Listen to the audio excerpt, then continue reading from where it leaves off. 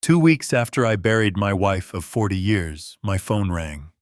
I stood in my kitchen watching my daughter pack away her mother's belongings, and I answered the call.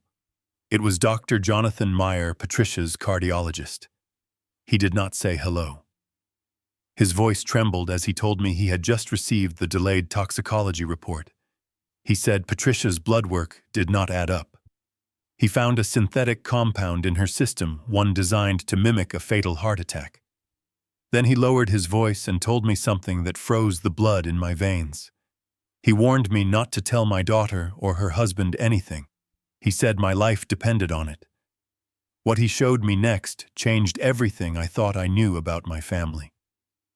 Before I continue this story, let me know where you are watching from in the comments below. Hit like and subscribe if you have ever had to stand up to family who underestimated your worth. The smell of cardboard and packing tape filled the house.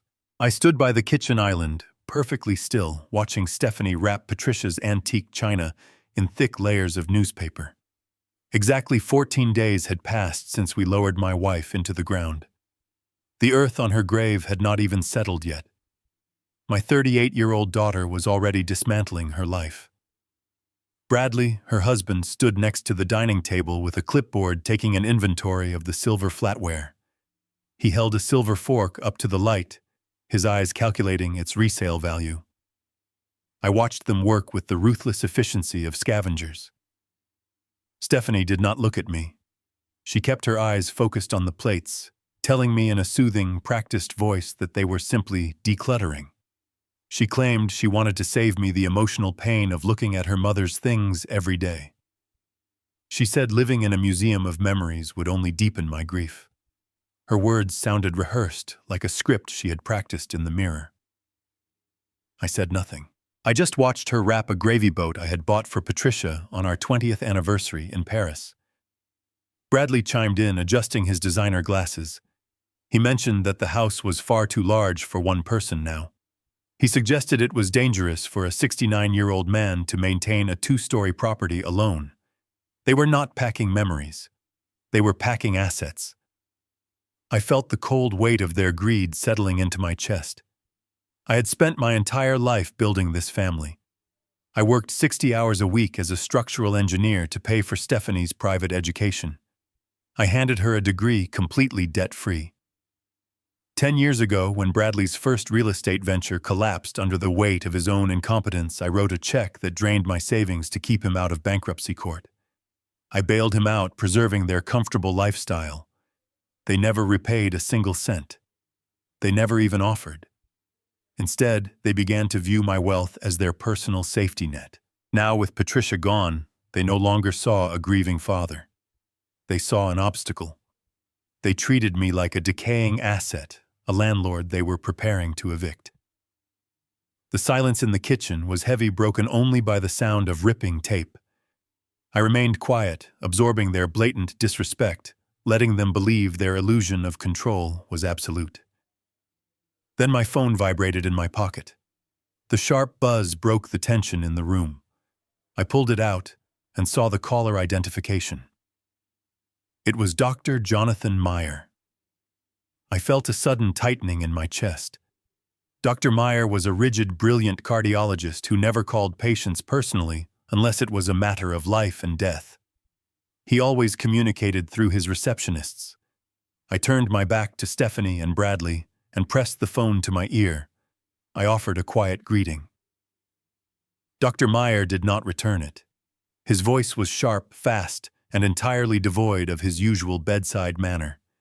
He asked if I was alone. I told him I was not home. He instructed me to step outside, but I knew walking away would instantly trigger Bradley's suspicion. I stayed exactly where I was, feigning a casual posture, and told the doctor to speak. Dr. Meyer took a deep breath. He explained that he had ordered a comprehensive toxicology panel after Patricia's sudden death. He had not been satisfied with the initial ruling of rapid heart failure. Patricia had been recovering well, and her heart was strong. The results had just arrived from the state laboratory. Dr. Meyer's voice dropped to a harsh whisper. He told me they found traces of a rare, untraceable digitalis derivative in her bloodstream. He explained that this was a synthetic compound specifically designed to induce cardiac arrest without leaving obvious markers. He said it required systematic daily administration over a period of weeks to build up to a lethal dose. The words hit me with the force of a physical blow.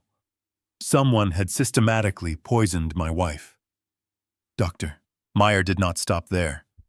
He asked who had been preparing Patricia's meals during her final month. I closed my eyes. Stephanie and Bradley had moved in temporarily to help care for her. They had taken complete control of her diet and her medication schedule. They claimed they wanted me to rest. Dr. Meyer warned me not to confront them. He explicitly stated that if they were responsible for Patricia's death, I was undoubtedly their next target. He ordered me to leave the house immediately, use a secure connection, and come straight to his private clinic through the back entrance. He told me to trust no one, to eat nothing, and to drink nothing they offered me. The call ended abruptly. I stood in my kitchen holding a dead phone surrounded by the two people who had murdered the only woman I ever loved. The grief that had consumed me for 2 weeks instantly evaporated. It was replaced by a cold, terrifying clarity. My daughter was a killer. I turned around slowly, sliding the phone back into my pocket. Stephanie had stopped packing. She was staring at me, her eyes narrowed with intense suspicion. The soothing fake daughter routine vanished instantly. She demanded to know who was on the phone. Her voice was sharp, invasive, and demanding. Bradley stopped counting the silver and stepped closer, his posture stiffening. They were a unified front, terrified that some external variable was about to ruin their careful plans. I knew I had to deploy a lie immediately, one that would completely blind them to the truth. I let out a long, heavy sigh, mimicking the exhaustion of an old, broken man. I looked at the floor and muttered that it was a representative from the life insurance company. The transformation in the room was instantaneous and nauseating. The tension drained from Stephanie's shoulders. A bright artificial smile spread across her face. Bradley actually took a step forward, his eyes lighting up with unfiltered greed. The word insurance acted like a spell, hypnotizing them with the promise of unearned wealth. Bradley immediately offered to handle the paperwork for me. He stepped into my personal space, his voice dripping with false concern. He said dealing with insurance agents was too stressful for me in my fragile state. He insisted that he could make the phone calls, manage the policies, and ensure the payout was expedited. He practically salivated at the thought of the money. Stephanie chimed in, agreeing with her husband, claiming they only wanted to protect my interests. Their sudden eagerness confirmed everything Dr. Meyer had just told me. They did not care about the loss of their mother. They only cared about the financial windfall her death represented. The poison made perfect sense now. They were desperate for cash, and Patricia's life insurance policy was their first target. They needed me out of the way to claim the rest of the estate. I looked at my daughter, really looked at her, and realized I was staring at a monster I had created through decades of unchecked generosity. I nodded slowly, playing the role of the defeated patriarch perfectly. I thanked Bradley for his offer and told him I would gather the documents later in the evening. They exchanged a quick, victorious glance. They thought they had won. They thought I was entirely oblivious. I needed to leave the house immediately, but I had to do it without raising any alarms. I rubbed my temples, squeezing my eyes shut, and feigned a sudden, severe headache. I told them the stress was getting to me, and I needed to pick up a fresh prescription of blood pressure medication from the pharmacy. Stephanie instantly offered to go for me. She reached for her car keys, insisting that I sit down and rest. She was terrified of letting me out of her sight. I knew I could not let her take control. I forced a stern note into my voice, projecting just enough of my old authority to make her pause. I told her I needed fresh air. I said sitting in the house surrounded by her mother's boxes was suffocating me. I grabbed my coat and my car keys before she could formulate another argument. I walked out the front door without waiting for her response. I climbed into my car, locked the doors, and started the engine.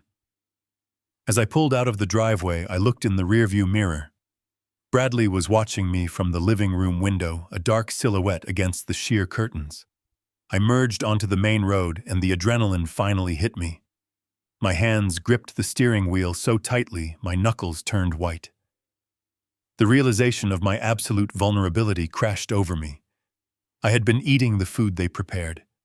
I had been drinking the coffee they poured. I had been swallowing the daily vitamins they handed me. I was trapped in a house with predators who smiled at me every morning while plotting my funeral. But I refused to panic. Panic is a useless emotion. I am an engineer. I build structures designed to withstand massive pressure. I understand how to locate stress points and reinforce weak foundations. My family thought they had found my weak point. They thought my grief made me blind. As I drove toward Dr. Meyer's clinic, my mind began to work with cold, mechanical precision. I would not confront them. I would not scream or demand answers. I would systematically dismantle their entire world. The pacing of my heart matched the speed of the car. I was no longer a victim waiting for the poison to take effect. I was the architect of their destruction, and the silent adjustment had just begun.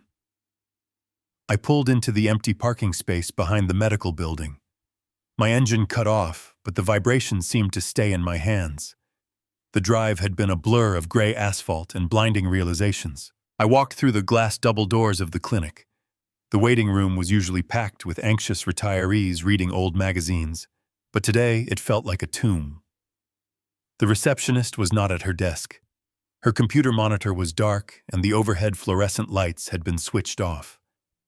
Dr. Meyer had cleared the floor. I walked down the sterile white hallway, the sound of my own heavy footsteps echoing against the linoleum.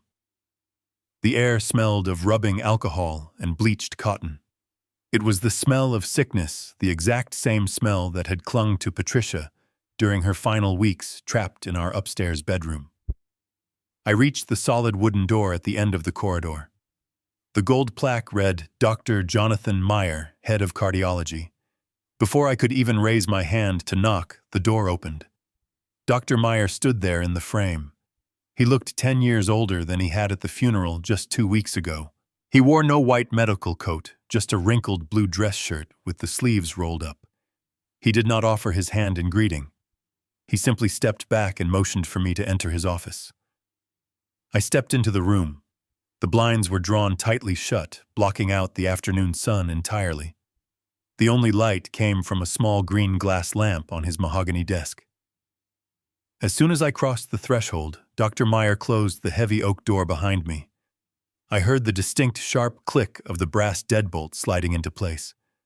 That mechanical sound was a physical barrier permanently separating my past life from whatever nightmare I was about to enter. He pointed to a high-backed leather chair across from his desk. I sat down, keeping my posture rigidly straight. I am a structural engineer. I rely on strict posture, solid foundations, and unbroken columns to keep things from collapsing. If I let my shoulders slump, I felt my entire body might break apart into dust. Doctor. Meyer walked around his desk, but he did not sit in his own chair. He stood over the desk, opened a thick manila folder, and pulled out a single stack of paper stapled at the top left corner. He placed it squarely in the center of the leather blotting pad and slid it slowly across the smooth wood toward me. It was a laboratory report from the state medical examiner. The top page was completely covered in dense columns of numbers, complex chemical compounds, and microscopic analysis charts. It looked like a stress test report for a condemned skyscraper. I stared at the black ink, feeling the immense weight of the silence in the room pressing down on my chest. I looked up at Dr. Meyer. I told him I did not read medical Latin. I asked him to explain the numbers on that page as if he were explaining a collapsed bridge to a grieving city. I needed to know exactly where the steel had snapped. Dr. Meyer rested his knuckles on the desk and leaned his weight forward. He pointed to a highlighted row near the very bottom of the page. He pronounced a long, highly complex chemical name followed by the word derivative. He explained that this was a highly concentrated synthetic form of digitalis. He told me natural digitalis was derived from the foxglove plant, a common garden flower, but the specific substance found in Patricia's blood was a refined, weaponized laboratory-grade version. In highly controlled microscopic doses, it is sometimes used to treat severe congestive heart failure. But Patricia did not have heart failure. Her heart had been perfectly healthy before her sudden decline. Dr. Meyer explained that when this synthetic compound is introduced to a healthy cardiovascular system, in steadily escalating amounts, it forces the heart muscle to contract with violent, unnatural force. It actively disrupts the delicate electrical signals that tell the human heart when to beat and when to rest. Over time, it causes severe chronic nausea, paralyzing muscle weakness, terrifying blurred vision, and agonizing chest pressure. Finally, once the toxicity reaches a critical mass, it triggers a massive fatal arrhythmia. It literally beats a healthy heart to death from the inside out. I asked him how it was administered. My voice sounded hollow, like it belonged to another man standing in the dark corner of the office. Dr. Meyer shook his head, his eyes filled with a potent mixture of professional failure and deep, simmering anger. He said it was absolutely not a single massive dose. A single large dose would have caused violent immediate vomiting and a mandatory emergency room visit, where the rare toxin would have been easily identified by standard triage protocols. This poison was administered methodically, drop by agonizing drop, pill by pill, over a period of at least 90 days. He told me the synthetic compound is entirely tasteless, completely odorless, and highly soluble in any liquid. It could be easily mixed into a morning glass of orange juice, stirred into a warm bowl of chicken soup, or injected directly into a legitimate prescribed medication capsule using a standard diabetic syringe. The absolute cruelty of the method was staggering to comprehend.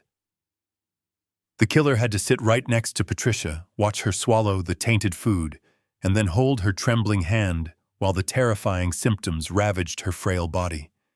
They had to watch her suffer every single day, meticulously adjusting the dosage to ensure her physical decline looked like a natural, tragic illness. The memories of the last 3 months violently flooded my mind, but they were no longer memories of a tragic illness. They were vivid memories of a slow, calculated execution. I remembered Patricia complaining that her morning tea tasted strangely chalky.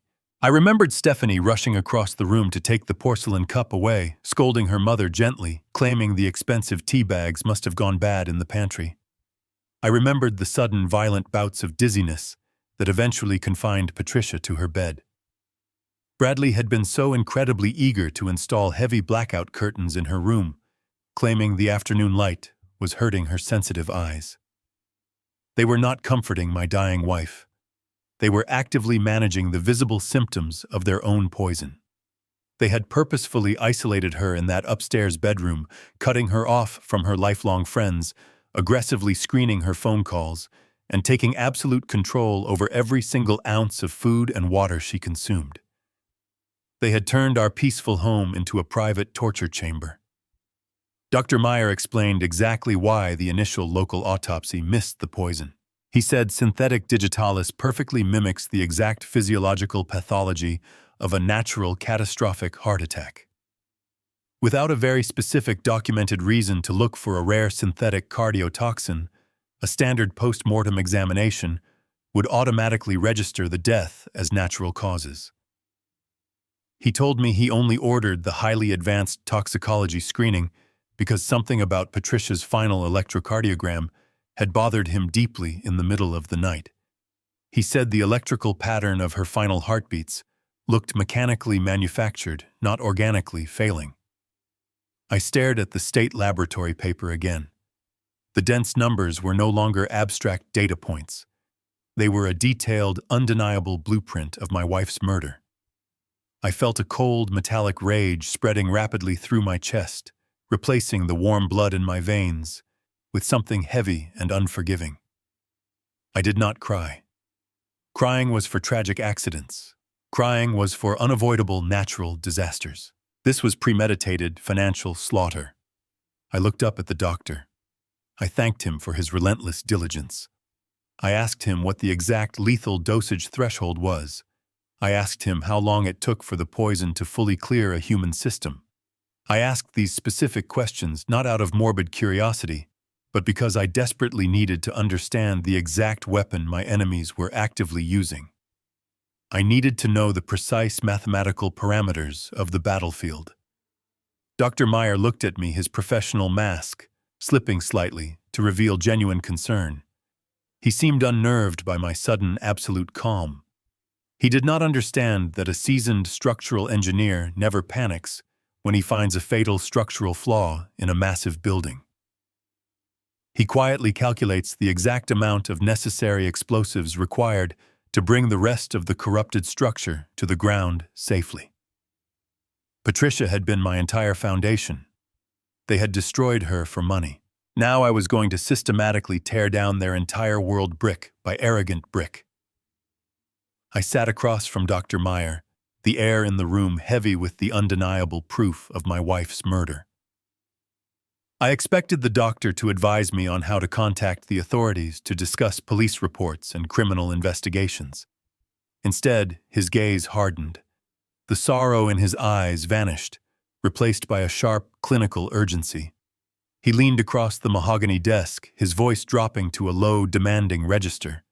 He asked me exactly what medications I was currently taking.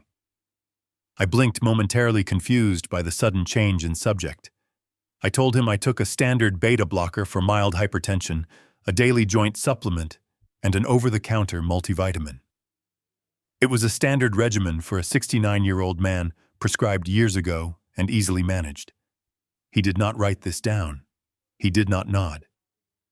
He stared directly into my eyes and asked who managed my prescriptions.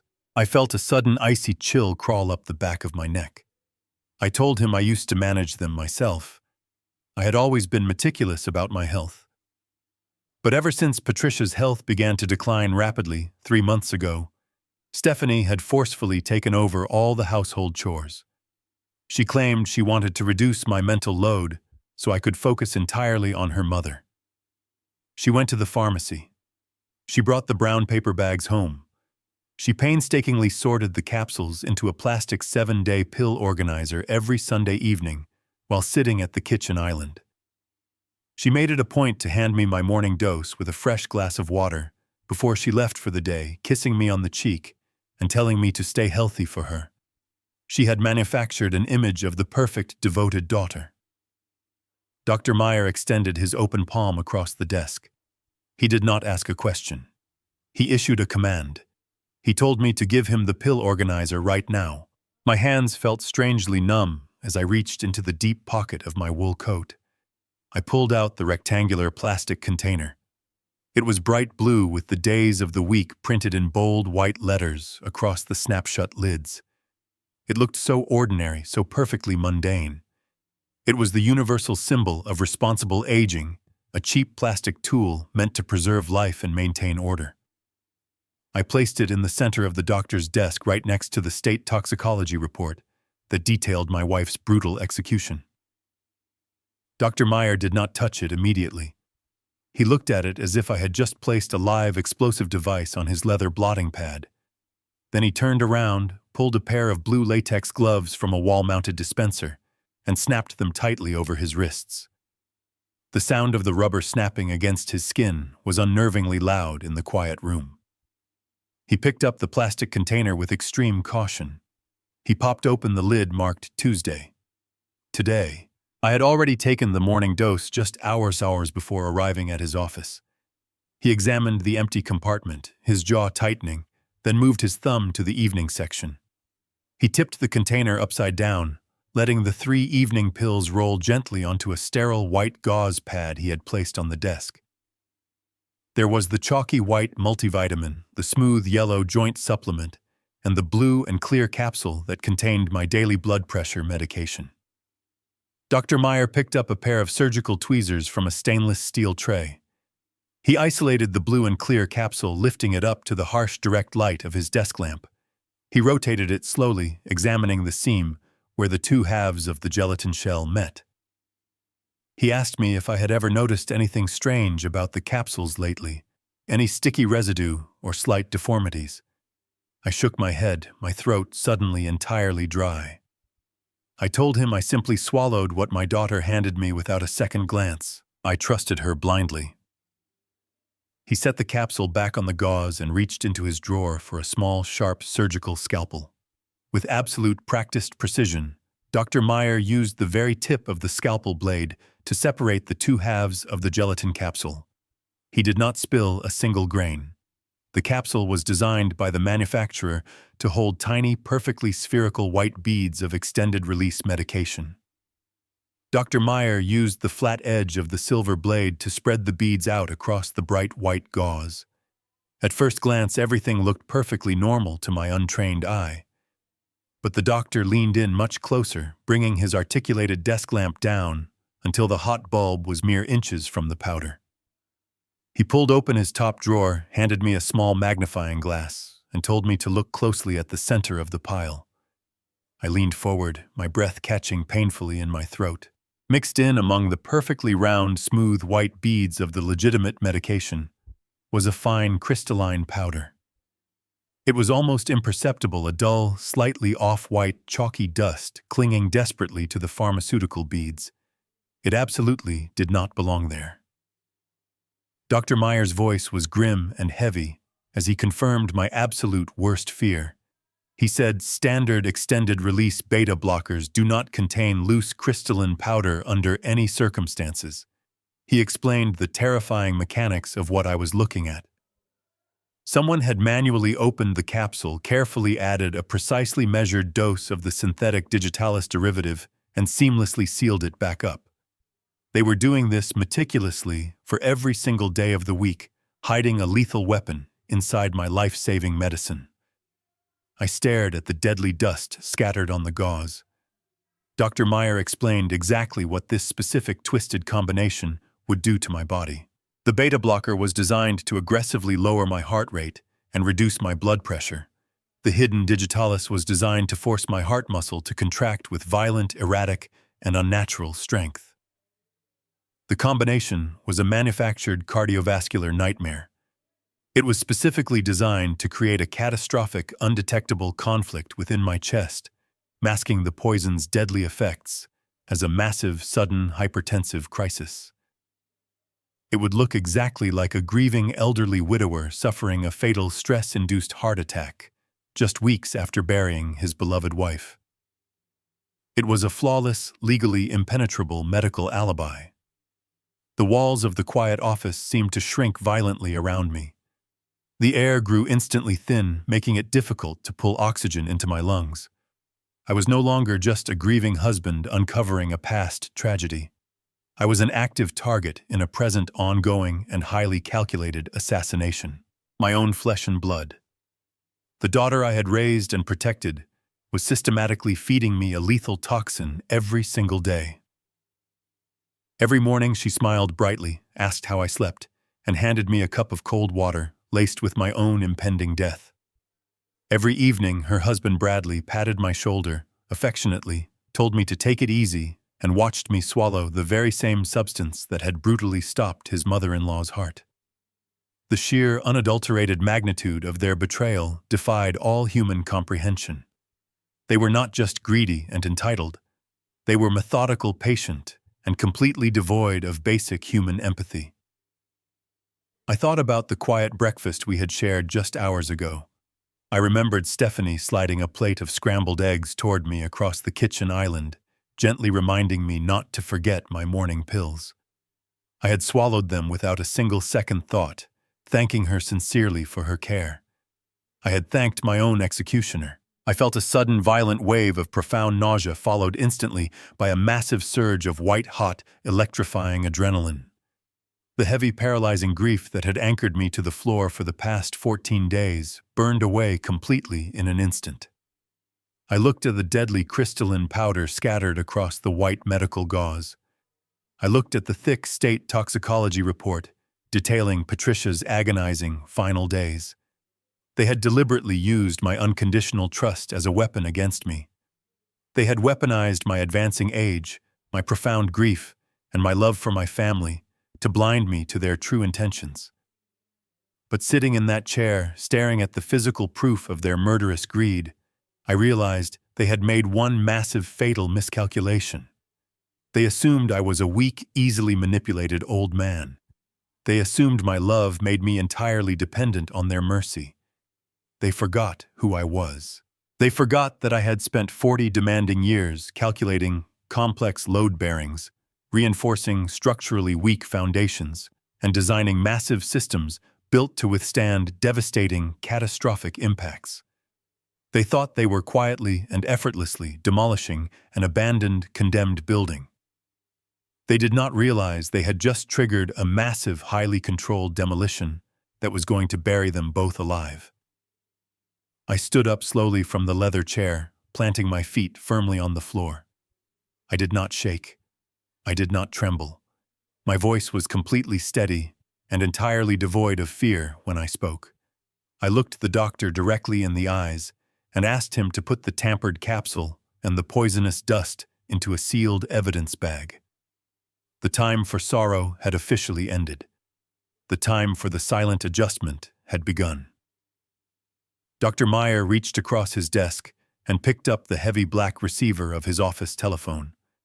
His fingers hovered over the numbered keypad. He looked at me with absolute certainty and declared that he was calling the police immediately. He stated that attempted murder was a matter for homicide detectives and that I needed immediate police protection. I reached out and placed my hand firmly over his. I pressed the receiver back down into its cradle. The loud click echoed sharply in me in complete disbelief. He argued that me in complete disbelief. He argued that my own daughter and her husband were actively trying to kill me. He pointed to the deadly powder sitting in the plastic evidence bag between us. He said I was entirely out of my mind to even consider returning to that house. I did not raise my voice. I kept my tone perfectly level and entirely devoid of emotion. I explained that I was not out of my mind. For the first time since my wife passed away, I was seeing everything with absolute clarity. I told the doctor to think carefully about the immediate consequences of involving law enforcement right now. I laid out the legal reality step by step. If a police cruiser pulled into my driveway this afternoon, Stephanie and Bradley would instantly know their plot had been discovered. The police would question them. They would feign absolute shock and profound horror. They would hire expensive defense attorneys using the money they had already stolen from me over the years. The legal system is incredibly slow and constantly burdened by the presumption of innocence. Search warrants take days to secure. Interrogations require carefully orchestrated procedures. In the meantime, my daughter and her husband would likely be out on bail entirely free to execute their desperate backup plan. I explained that their ultimate goal was never simply my death. My death was just the necessary mechanism to unlock my financial assets. They wanted the house. They wanted my retirement funds. They wanted the $2.5 million I had spent 40 demanding years building for my family. I leaned forward, making sure Dr. Meyer understood the absolute gravity of the financial threat. I told him that if Bradley felt the net closing in, he would not hesitate for a single second.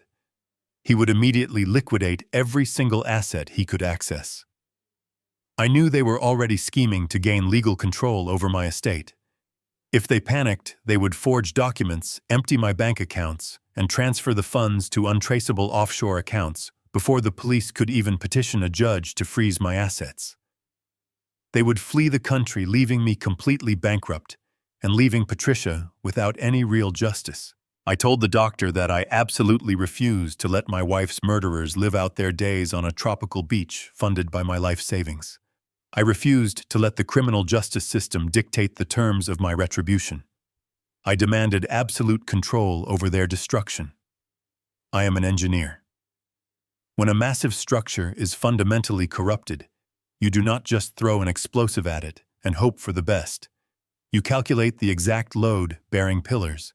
You place the charges meticulously in the dark.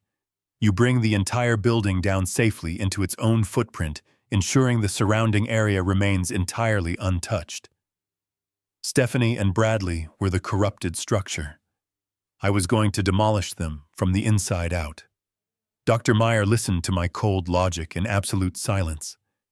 The ethical struggle was clearly visible on his tired face. He was a man sworn to preserve life and report harm.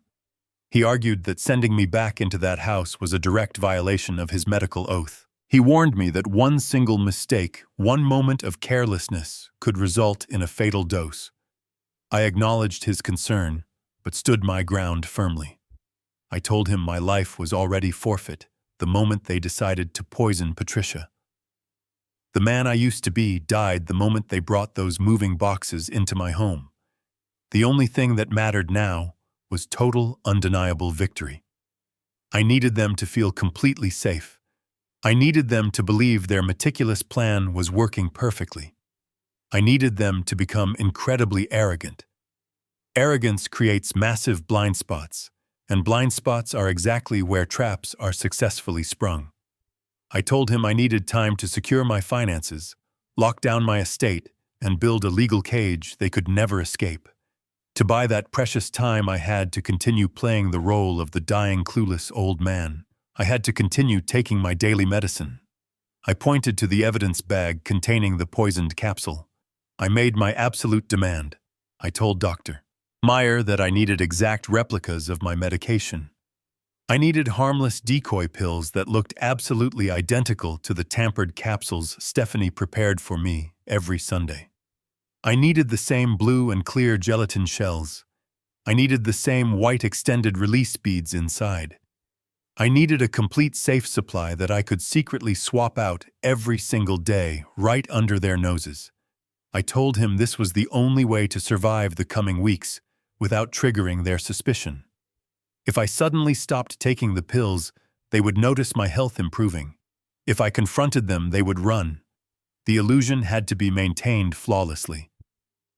Dr. Meyer rubbed his jaw, pacing slowly behind his heavy mahogany desk. He looked at the framed medical diplomas hanging on his wall, then looked back at me. He saw the immovable resolve in my eyes. He finally nodded slowly. He told me he could easily requisition empty capsules from the clinic pharmacy and fill them with a harmless inert powder that perfectly mimicked the texture and weight of the real medication. He agreed to supply me with enough decoy medication to last a full month. He walked over to his locked medical supply cabinet and began gathering the necessary materials. The pact was officially sealed. I was no longer just a grieving patient receiving terrible news. I was a man actively armed and walking willingly back into the lion's den. I parked my car in the driveway and turned off the engine. The house stood before me, 2 stories of red brick and white trim bathed in the fading afternoon light. It was the home where I had raised my family, the sanctuary where Patricia and I had shared 40 years of joy and quiet comfort. Now, looking through the windshield, the structure resembled a carefully constructed trap. I sat in the driver's seat for a long moment, taking slow and deeply measured breaths. I reached into my coat pocket and felt the small plastic vial Dr. Meyer had given me. I shook the harmless decoy capsules into my palm and kept my right hand closed tightly. I stepped out of the car and walked up the concrete path. I unlocked the deadbolt and pushed the heavy door open. The warm smell of roasted chicken filled the main hallway. Stephanie was in the kitchen humming a cheerful, upbeat tune as she prepared our dinner. Under any other circumstance, it would have been a comforting domestic scene. Today, it was the most terrifying sound I had ever heard. Bradley was sitting in my favorite leather armchair in the living room. He stood up immediately when he heard the door close, walking toward me with that familiar expression of manufactured concern plastered perfectly across his face. He asked if I managed to pick up my new blood pressure prescription without any trouble. I nodded slowly, deliberately, slumping my shoulders to play the role of the exhausted, grieving old man. I told him the pharmacy line was incredibly long, and the fluorescent lights had made my headache return. Bradley smiled sympathetically, completely satisfied by my display of weakness. He turned to the entryway table and picked up a tall glass of ice water. In his other hand, he held a small plastic cup containing my evening pills. He held them out to me, his voice dripping with false warmth. He told me I needed to stay hydrated and take my medicine before we sat down to eat. He insisted it was highly important to keep my strength up. I looked down at the lethal dose resting in his steady hand. I reached out and took the plastic cup with my left hand and the glass of water with my right. I brought the cup to my lips, but I did not tilt the poison into my mouth. With a quick, practiced slide of my thumb, I slipped the tampered capsules into the cuff of my coat sleeve, while simultaneously dropping the inert decoy pills from my closed fist directly onto my tongue. I raised the glass and took a long, deliberate drink of cold water. I swallowed hard, making absolutely sure he watched my throat move. I lowered the glass and looked Bradley directly in the eyes. A cold, sharp power began radiating through my chest. He was eagerly waiting for my heart to fail, but he had just handed me the key to his own destruction. I handed the empty cup back to him and thanked him sincerely for taking such excellent care of me.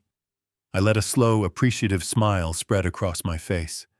Bradley smiled back, entirely oblivious to the fact that his flawless murder plot had just become the instrument of his absolute ruin. The following morning, I parked 3 blocks away from the address Dr. Meyer had given me.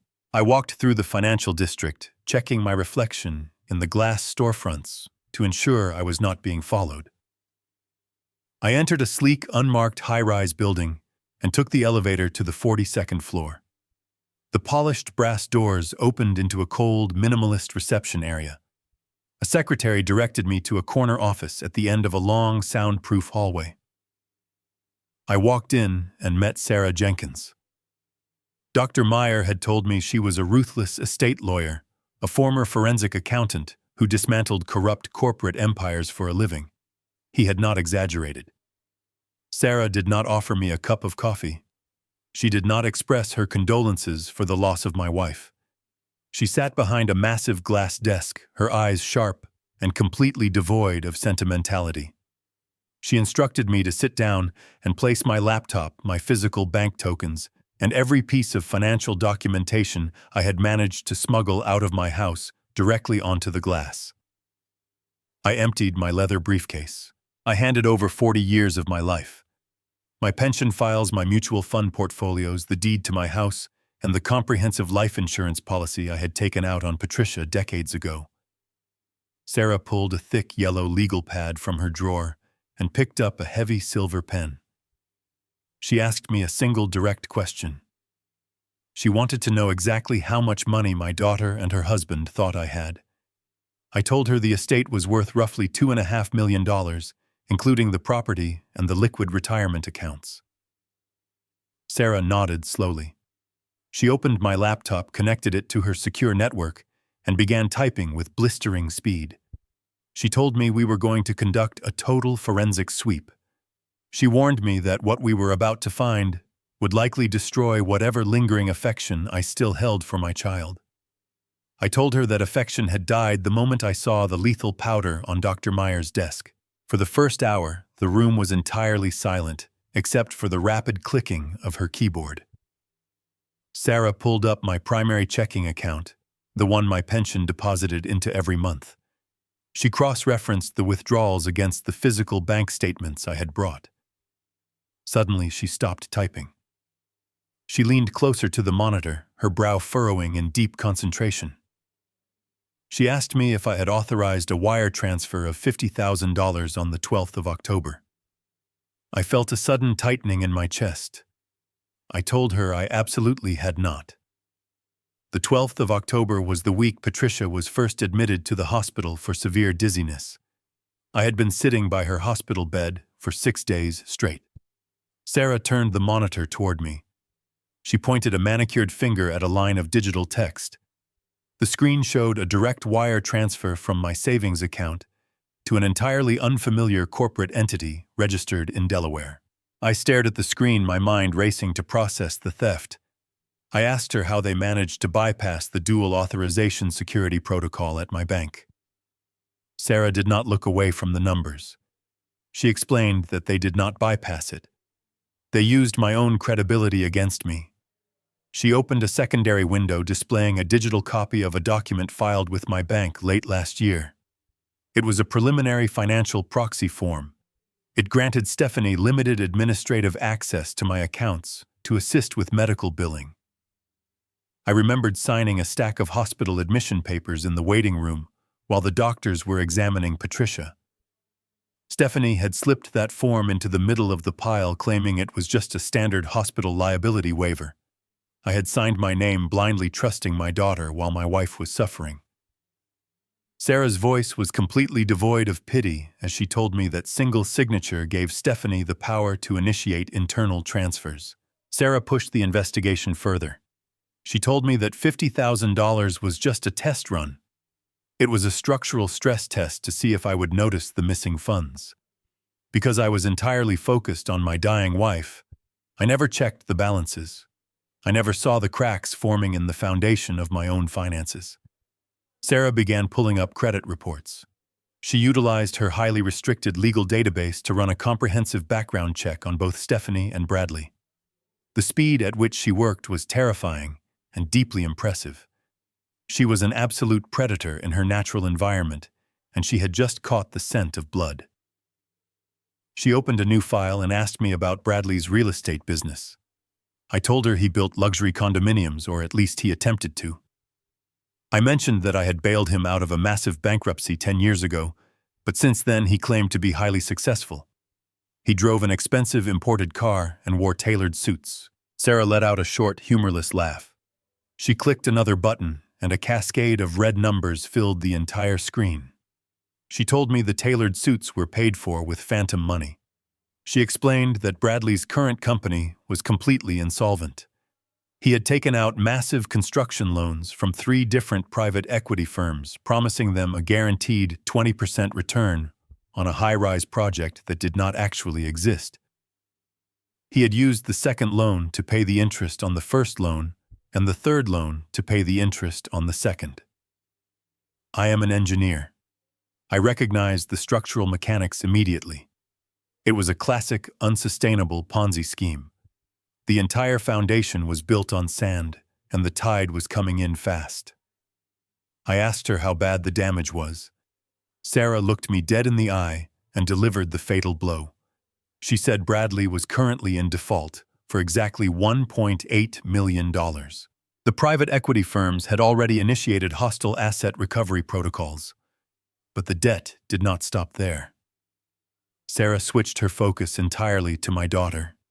She pulled up Stephanie's personal credit profile. The screen populated with endless rows of maxed-out credit cards, defaulted personal loans, and aggressive collection agency notices. Stephanie was carrying over $400,000 in unsecured consumer debt. She had been funding a lavish artificial lifestyle completely on credit, desperately trying to maintain the illusion of wealth, while her husband's business violently collapsed around them. The sheer scale of their financial ruin was staggering. They were not just greedy. They were drowning. They were desperately gasping for air, and my $2.5 million estate was the only life raft in sight. Sarah leaned back in her chair and crossed her arms. She laid out the brutal reality of the situation. She told me that federal regulators were undoubtedly already circling Bradley's fraudulent company. When the Securities and Exchange Commission finally dropped the hammer, he would face decades in a federal penitentiary for wire fraud and embezzlement. His only possible escape was immediate massive liquidity. He needed millions of dollars in untraceable cash to pay off the most aggressive creditors and flee the jurisdiction before the federal indictments were officially unsealed. The timeline suddenly made perfect, terrifying sense. They had not planned to kill Patricia immediately. They had started poisoning her slowly, hoping she would pass away naturally, so they could claim her life insurance policy to float Bradley's loans for a few more months. But the pressure from the creditors must have escalated. They ran out of time. They needed the entire estate, and they needed it right now. That was why they had escalated their timeline.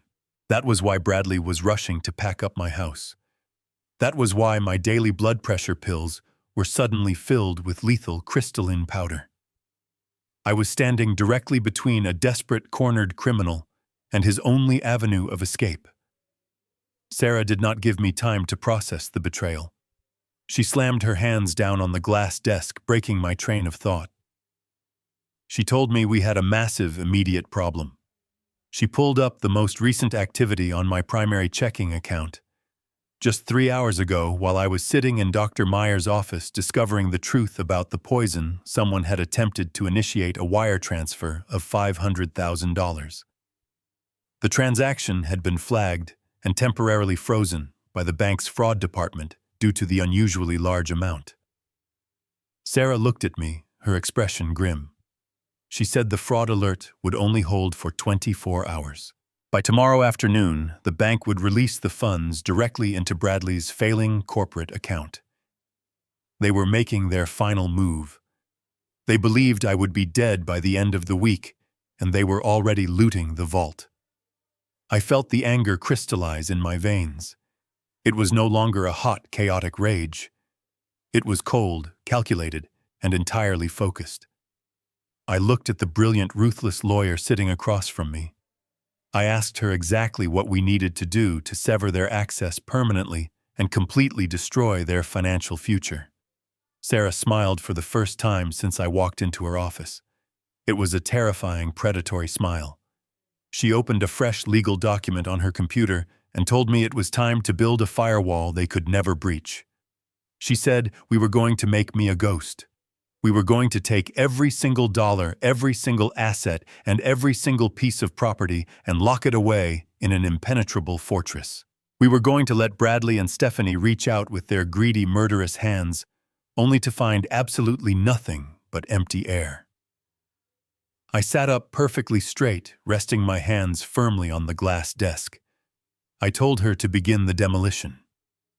Sarah did not stop with the initial bank statements. She opened a highly encrypted portal on her computer and accessed federal court dockets. She told me to look closely at the screen. She pulled up a sealed grand jury subpoena originating from the Southern District of New York. Bradley was not just a failing businessman. He was the primary target of an active, highly aggressive federal investigation. Sarah translated the dense legal jargon into brutal reality. 2 years ago, Bradley had broken ground on a luxury condominium project called Oakwood Heights. He had aggressively courted elderly investors, promising them guaranteed risk-free returns on their retirement savings. But he never poured a single ounce of concrete. He never secured the proper zoning permits. He took their money and used it to pay off the massive, crippling debts from his previous failed ventures. When those new investors started demanding their quarterly dividends, Bradley panicked. He sought out hard money lenders. These were not traditional banks. These were ruthless, unregulated private equity firms that charged extortionate interest rates and demanded absolute collateral. Sarah pointed to a specific lien filed against Bradley's personal company. The document showed he owed over $1.8 million, and the final balloon payment was due in exactly 3 weeks. If he defaulted, the lenders would seize everything, and the federal prosecutors would use the bankruptcy as the final piece of evidence to unseal the criminal indictment. Bradley was staring directly at 20 years in a federal penitentiary. Sarah shifted her focus back to my daughter. She brought up the credit card statements she had intercepted. The numbers on the screen painted a grotesque portrait of pathological vanity. Stephanie was not simply struggling to buy groceries. She was actively burning through hundreds of thousands of dollars to maintain a flawless, wealthy facade. I saw charges for $30,000 first-class vacations to the Maldives. I saw invoices for custom designer wardrobes and weekly luxury spa treatments. I saw the lease payments for a $90,000 imported sports car. She had opened 6 different secret credit cards under a fictitious corporate entity to hide the debt from her own husband. She was currently carrying $400,000 in unsecured consumer debt, with interest rates soaring past 25%. Every single month she was drowning a little more desperately, trying to keep up appearances at the local country club, while her entire world secretly collapsed. The sheer scale of their combined financial devastation was absolute. They were standing at the very edge of a massive, unavoidable cliff. I sat in the leather chair, staring at the digital footprint of their utter moral bankruptcy. The mathematical equation of their survival became terrifyingly clear. Bradley needed nearly $2 million to satisfy the hard money lenders and keep the federal prosecutors at bay. Stephanie needed $500,000 just to clear her secret credit cards and avoid personal bankruptcy. Their combined debt was almost exactly $2.5 million. That was the exact estimated value of my entire estate.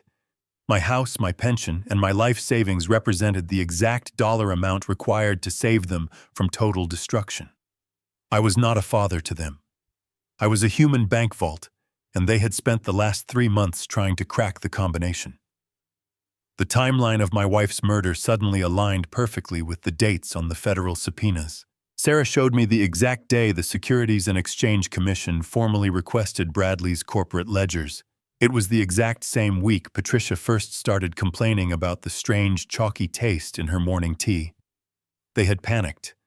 They realized the federal walls were closing in fast. They needed immediate liquidity.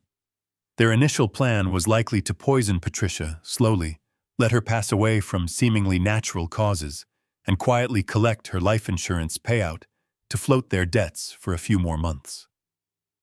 They assumed her death would break me completely, leaving me entirely dependent on them and willing to hand over control of the finances. But the life insurance policy was not enough. The hard money lenders had accelerated their collection schedule. The pressure became unbearable. They ran out of time to play the long game. This desperate lack of time explained why my daily blood pressure medication was now filled with lethal crystalline powder. They could no longer wait for me to die of a broken heart. They needed the remaining $2 million immediately. They needed to force my signature on the forged power of attorney, legally declare me mentally incompetent, and then administer a massive fatal dose of the digitalis before the federal agents knocked on their door. They were racing against a ticking clock, and they were using my life as their currency. Sarah leaned back in her chair, letting the sheer horror of the revelation settle over the room. She told me that criminals cornered by federal agencies become incredibly unpredictable and highly dangerous. They completely lose their connection to reality. They convince themselves that one final desperate act of violence will magically erase all their past mistakes. Bradley and Stephanie had convinced themselves that murdering my wife and poisoning me was simply a necessary business transaction. I felt a cold, metallic calm wash over me. The anger was gone, replaced by a pure surgical focus. The emotional ties that had bound me to my daughter snapped, completely severed by the undeniable proof of her monstrous greed. I realized I was no longer dealing with family members. I was dealing with desperate, cornered predators who were actively hunting me. But they had made a fatal miscalculation. They assumed I was completely ignorant of their financial ruin. They assumed their fake smiles and feigned concern were successfully masking their desperation. They did not realize that I now possessed the exact blueprint of their destruction. I knew their exact debts. I knew their absolute deadlines.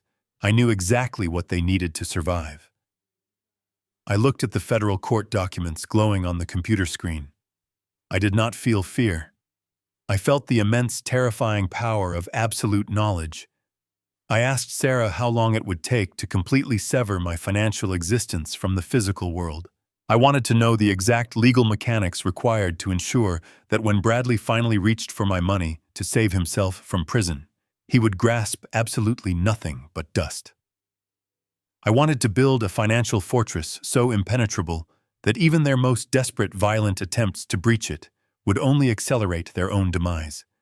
The motive had been completely revealed. The mathematical certainty of their treason was laid bare on the glass desk. They had chosen to play a game of life and death for $2.5 million. They had no idea they had just lost the game before it even truly began. Sarah Jenkins pulled a fresh stack of legal documents from her high-speed printer. The thick paper was heavy, intricately watermarked, and completely unforgiving. She laid the pages methodically across the glass desk and handed me her heavy silver fountain pen. She explained that we were not simply moving my money to another local bank or hiding it in a standard family account. We were legally annihilating my absolute ownership of every single dollar. She was creating a highly complex, irrevocable offshore trust. She looked me directly in the eyes and told me the word irrevocable was the single most powerful weapon in the English legal language. Once I signed these specific papers, I could never unilaterally undo the transfer. The newly formed trust would instantly become an entirely independent legal entity.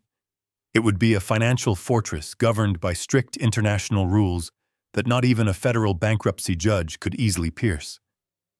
I listened closely as she detailed the mechanics of my new reality. I would no longer be the legal owner of my hard-earned pension, my extensive mutual funds, or the massive life insurance payout I received after Patricia died. I would merely be a named beneficiary receiving a tightly controlled monthly stipend that the designated trustee would manage. If Bradley ever tried to physically force me to sign a personal check, the signature would be completely worthless. If Stephanie tried to aggressively activate her forged medical power of attorney at my local bank branch, the managers would simply laugh in her face. The money would simply not exist under my social security number anymore. I picked up the heavy silver pen. I did not hesitate for a single fraction of a second. I pressed the sharp tip to the heavy paper and signed my full legal name on the dotted line. With that single fluid stroke of dark blue ink, I completely vaporized $2 million from the American banking system. Sarah moved immediately to her computer terminal.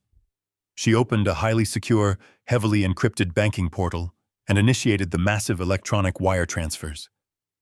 We were sending the entire bulk of the liquid capital to a notoriously secure financial institution located in the Cayman Islands. She explained that offshore accounts are not just for wealthy tax evaders or corrupt politicians.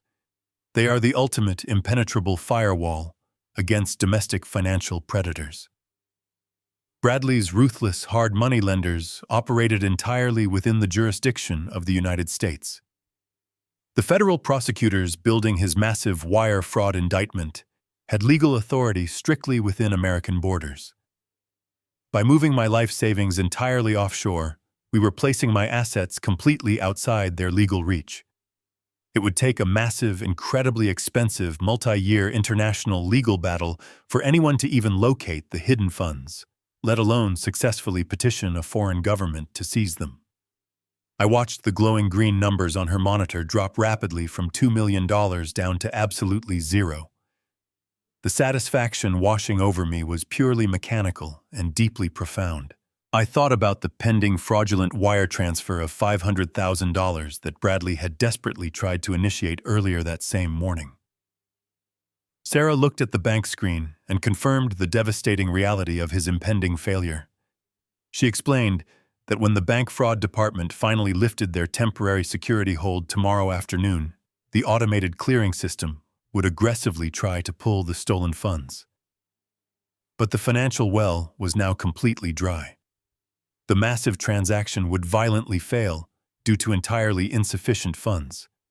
The bank software would instantly trigger a massive internal red flag, permanently freezing Bradley's fraudulent corporate accounts and likely alerting the federal authorities to his desperate unauthorized access.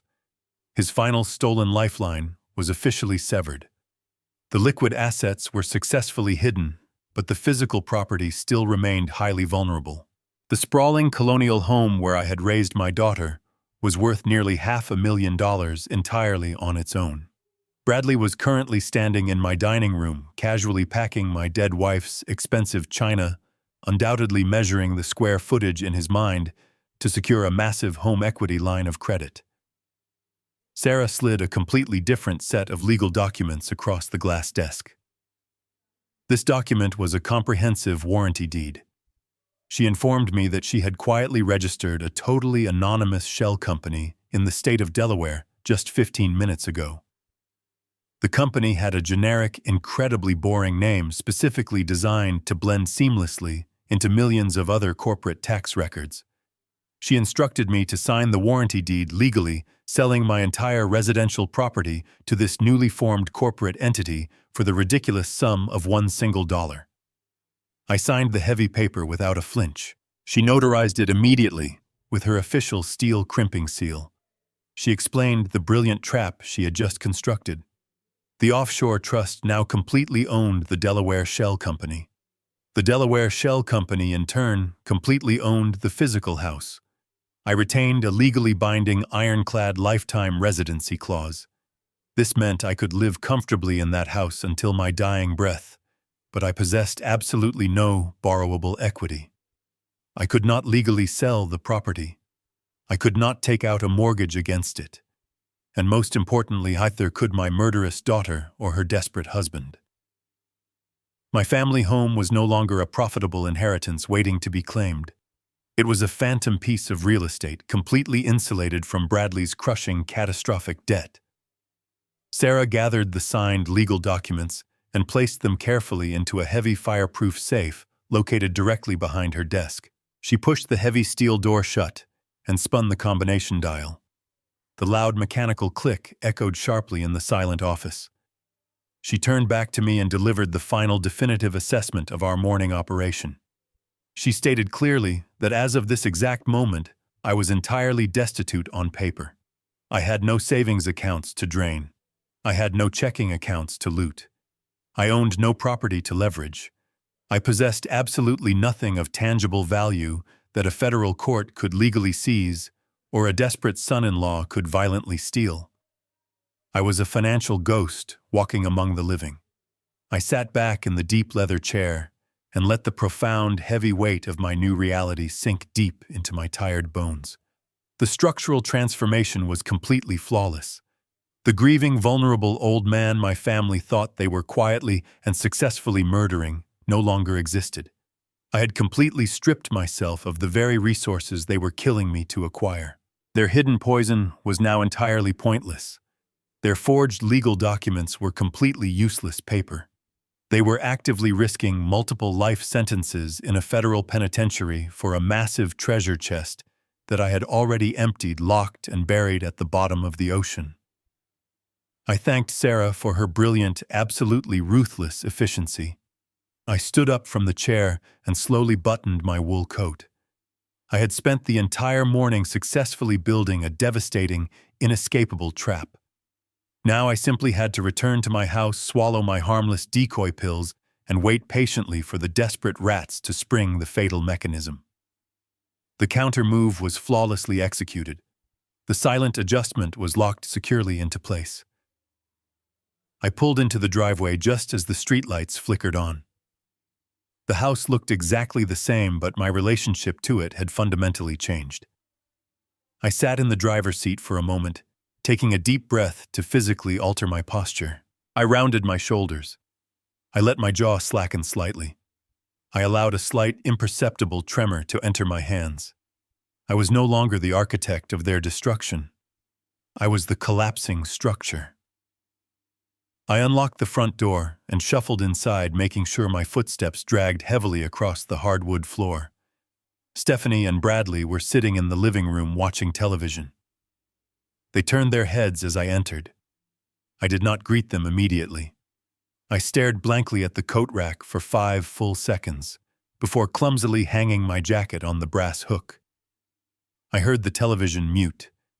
The silence in the house was heavy with their sudden predatory attention. I walked into the kitchen to pour myself a glass of water. I knew Bradley had followed me. I could hear his leather shoes squeaking softly against the floorboards. I opened the cabinet and reached for a heavy glass tumbler. I closed my fingers around the smooth cylinder, but as I pulled it back, I intentionally relaxed my grip.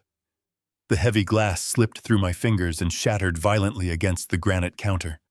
Shards of glass exploded across the floor, tinkling sharply against the tile. I let out a loud, pathetic gasp and instinctively grabbed my chest, feigning a sudden spike of panic. Bradley rushed into the kitchen.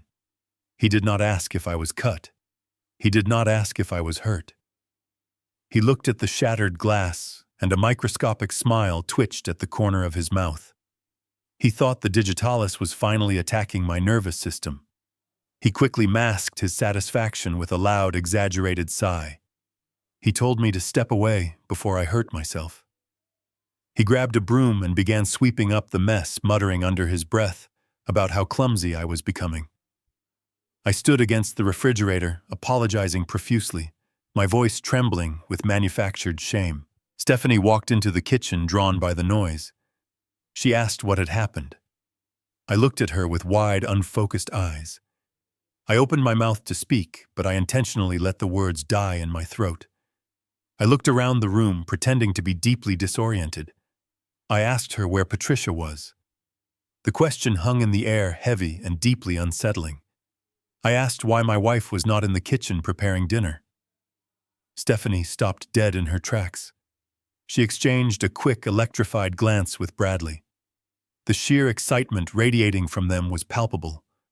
They completely believed the toxic compound was eroding my cognitive functions, erasing my short-term memory entirely. Stephanie stepped forward and placed a hand gently on my arm. Her voice was dripping with thick, artificial sympathy. She reminded me that her mother had passed away 2 weeks ago. She spoke to me slowly, articulating every single syllable as if I were a confused toddler. I let my face collapse into an expression of profound, fresh grief. I brought my trembling hands to my face and wept. I forced the tears out, crying not for the loss of my wife, but for the absolute monstrosity of the 2 people standing in front of me. Bradley placed a firm hand on my back and guided me out of the kitchen. He led me to the sofa and told me to rest. He promised they would handle everything.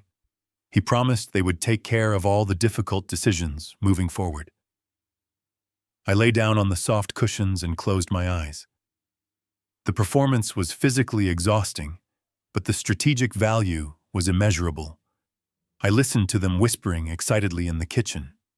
They were celebrating my rapid decline. They thought they had finally broken my mind and conquered my body.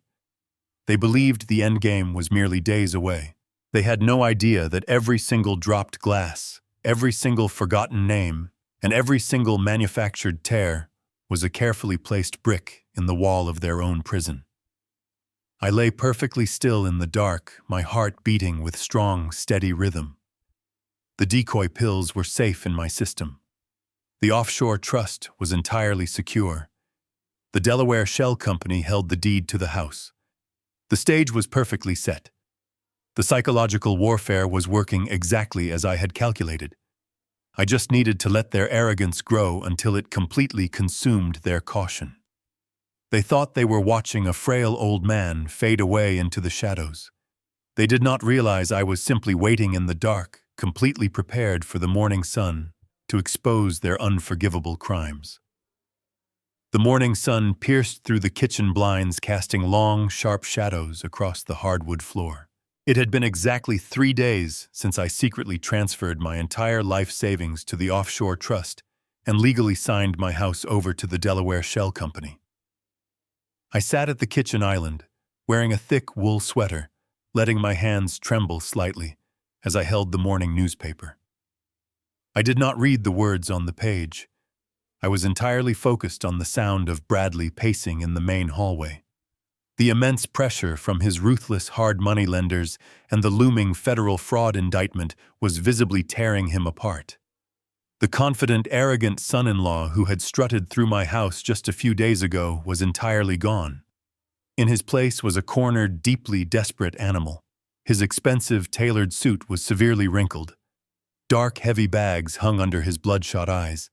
He was constantly checking his cellular phone, jumping violently at every single vibration, desperately waiting for the massive bank transfer that would absolutely never arrive. He had no idea the financial vault was completely empty. He only knew he was rapidly running out of time. Stephanie was upstairs, taking a long shower, leaving Bradley and me completely alone on the ground floor. I let out a loud, pathetic cough, making sure to sound incredibly weak and thoroughly disoriented. Bradley stopped pacing immediately and walked into the kitchen. He looked at me with a potent mixture of profound disgust and frantic impatience. My cognitive decline performance was working flawlessly, but it was simply not killing me fast enough to solve his immediate financial crisis. He needed the $2.5 million today. He needed my heart to stop beating right now. He walked over to the coffee machine resting on the granite counter. His movements were jerky, erratic, and highly uncoordinated. He forced a tight, artificial smile and offered to pour me a fresh cup of dark roast coffee. I nodded slowly, keeping my eyes cast downward, playing the role of the helpless, grieving burden perfectly. I turned my body slightly on the tall wooden bar stool, angling my shoulders toward the living room. However, my eyes were locked completely on the large, dark bay window located directly opposite the kitchen counter. The morning light hitting the exterior glass turned the window into a massive, flawless mirror. I had designed this specific kitchen remodel myself over 10 years ago. As a structural engineer, I knew every exact angle, every reflection, and every blind spot in the room. From my seated position, I had a perfect, entirely unobstructed view of Bradley's back and his hands as he stood at the counter. I watched him pour the steaming black coffee into my favorite ceramic mug. He set the heavy glass pot down on the warming plate. Then his hands stopped moving completely. He stood perfectly still for 5 agonizing seconds. He glanced quickly over his shoulder to ensure I was not watching him. I kept my head down, staring blankly at the sports section of the newspaper, controlling my breathing to simulate total ignorance. Satisfied that my mind was completely gone, Bradley reached deep into the front pocket of his wrinkled suit trousers. In the clear, sharp reflection of the bay window, I saw him pull out a small, transparent glass vial. The blood in my veins turned to absolute ice. This was not the tampered blood pressure medication Stephanie carefully prepared every Sunday. This was the raw, unadulterated synthetic digitalis. He was bypassing the slow, methodical method of gradual poisoning entirely. His federal deadlines had forced his hand. He unscrewed the black plastic cap with visibly trembling fingers.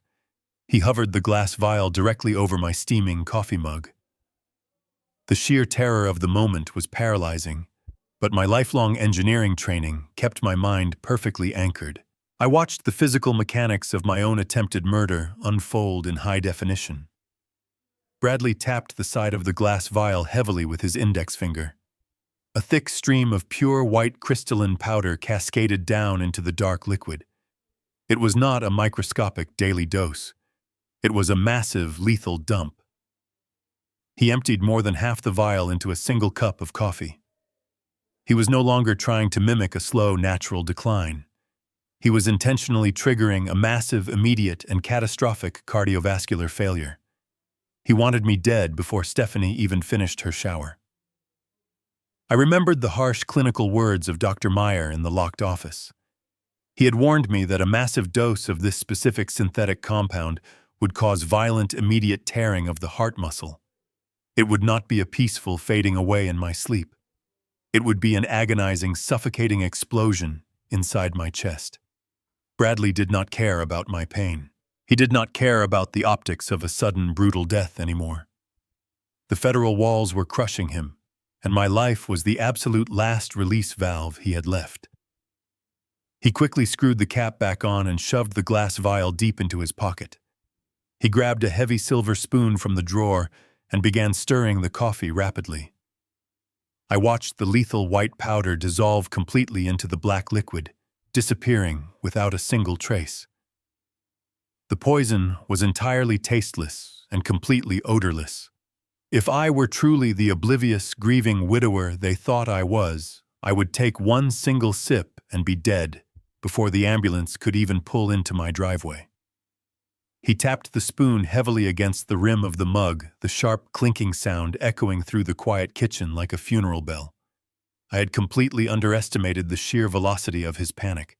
I knew he was desperate, but I had not anticipated a manual daylight execution in my own kitchen while my daughter was just upstairs.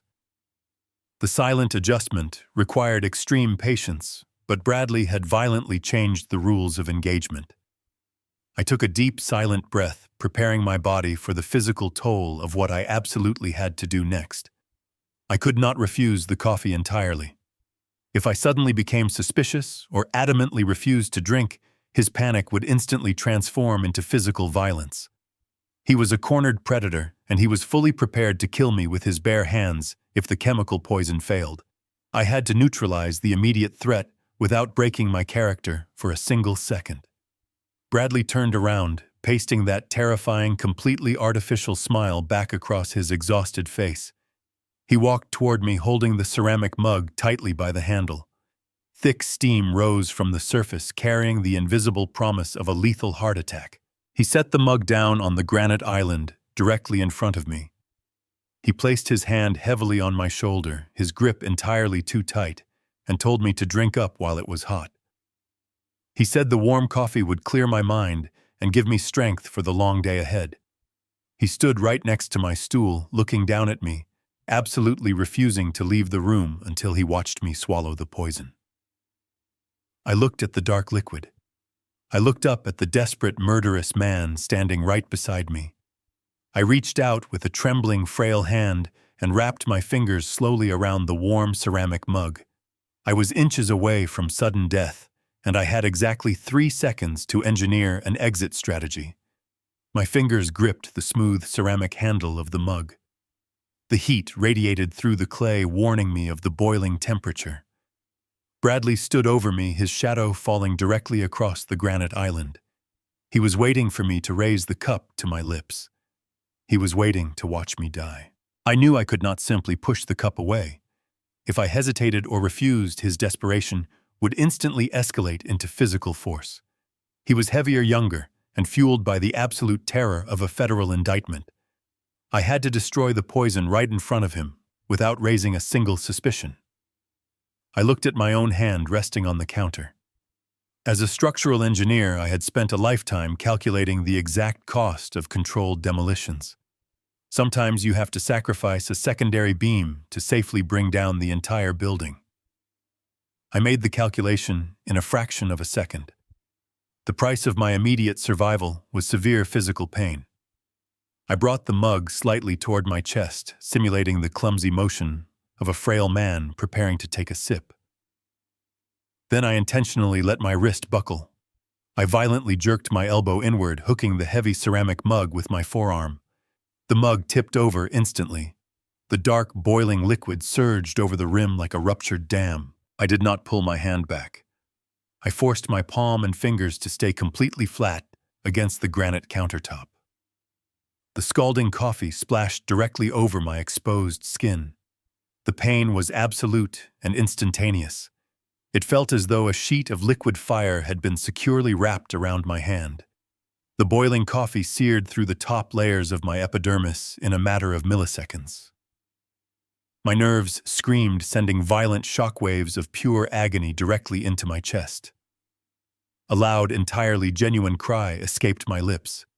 I pulled my hand back instinctively, clutching it tightly to my stomach. The skin was already turning a violent, angry red. My eyes watered, instantly blurring my vision. The physical suffering was overwhelming, but underneath the blinding pain, my mind remained perfectly cold and structurally sound. The poison was completely neutralized, soaking harmlessly into the daily newspaper and dripping onto the hardwood floor. Bradley did not flinch. He did not rush forward to examine my severe burn. He did not ask if I needed ice or a doctor. Instead, he let out a loud, explosive shout of pure, unfiltered rage. The polished facade of the caring son-in-law completely shattered, revealing the cornered, desperate criminal underneath. He slammed his fists down hard on the kitchen island, dangerously close to the spreading pool of toxic coffee. He screamed at me, his face turning an ugly shade of purple. He called me a clumsy, useless old fool. He demanded to know what was wrong with my brain. He was not furious because I had severely injured myself. He was absolutely furious because I had accidentally spilled his carefully measured murder weapon. His perfect immediate solution to his massive federal debt was currently dripping off the edge of the counter. I huddled over my injured hand, rocking back and forth on the wooden stool. I let the genuine tears of physical pain stream freely down my face, weaponizing my own suffering to complete the illusion. I apologized frantically, stammering my words to sound thoroughly intimidated and profoundly confused. I told him my hands were simply shaking too much. I told him I could not feel my fingers properly anymore. I begged him not to be angry with me. Every single pathetic apology I forced through my gritted teeth acted as a heavy iron bar, reinforcing the cage I was building around him. Bradley stood over me, his chest heaving with heavy, angry breaths. He stared at the ruined coffee and then glared down at me with absolute contempt.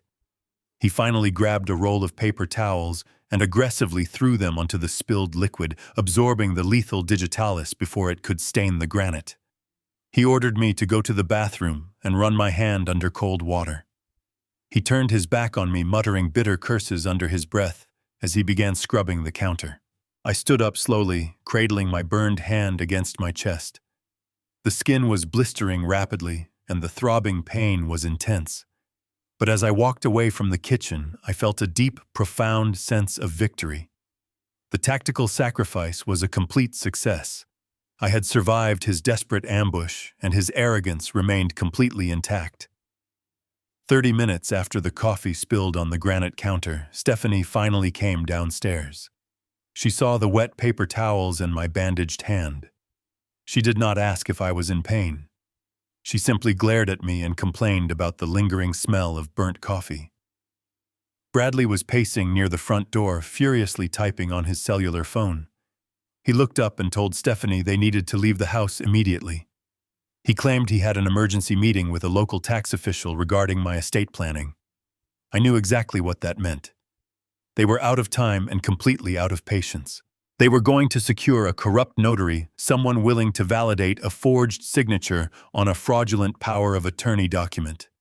They needed absolute legal control over my assets before the end of the day. Stephanie grabbed her designer purse, gave me a hollow warning to stay out of trouble, and followed her husband out the door. I listened to the heavy wooden door slam shut. I waited until I heard the engine of their imported car start and the tires roll down the driveway. The moment the sound faded down the street, my trembling stopped completely. I stood up from the wooden stool. The severe burn on my right hand throbbed with the intense rhythmic heat, but I pushed the pain entirely out of my mind. I had a narrow window of absolute privacy, and I needed to gather the final physical proof of their crimes. I walked purposefully up the main staircase, my footsteps silent and steady on the carpet.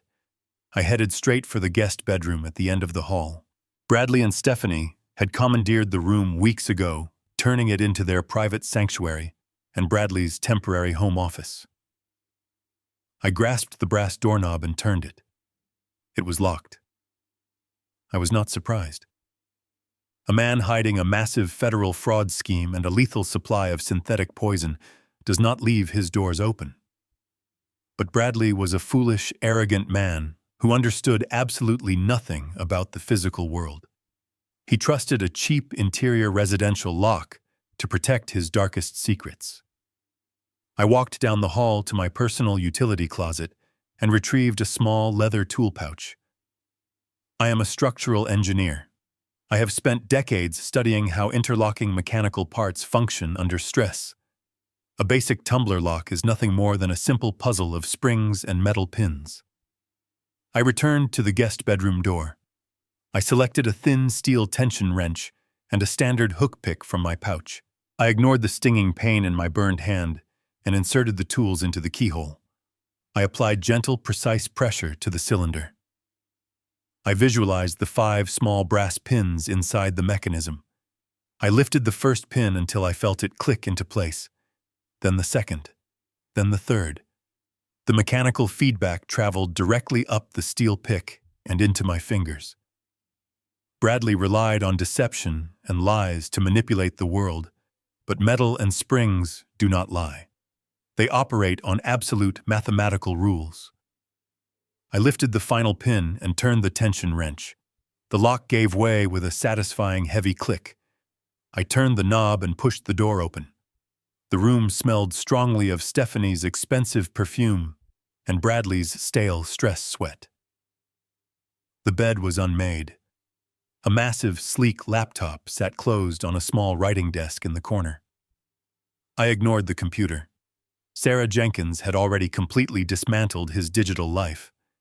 I was looking for the physical anchor of his crimes. I scanned the room with methodical precision. I looked under the bed. I checked the top shelves of the closet. Finally, I noticed a heavy black leather briefcase tucked far back into the bottom corner of the wardrobe, partially hidden behind a pile of expensive dry cleaning. I pulled the briefcase out and set it flat on the mattress.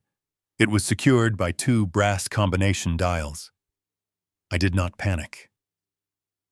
Criminals who are drowning in debt and terrified of federal prison are rarely creative. They rely on the familiar to anchor themselves. I thought about the financial files Sarah had shown me.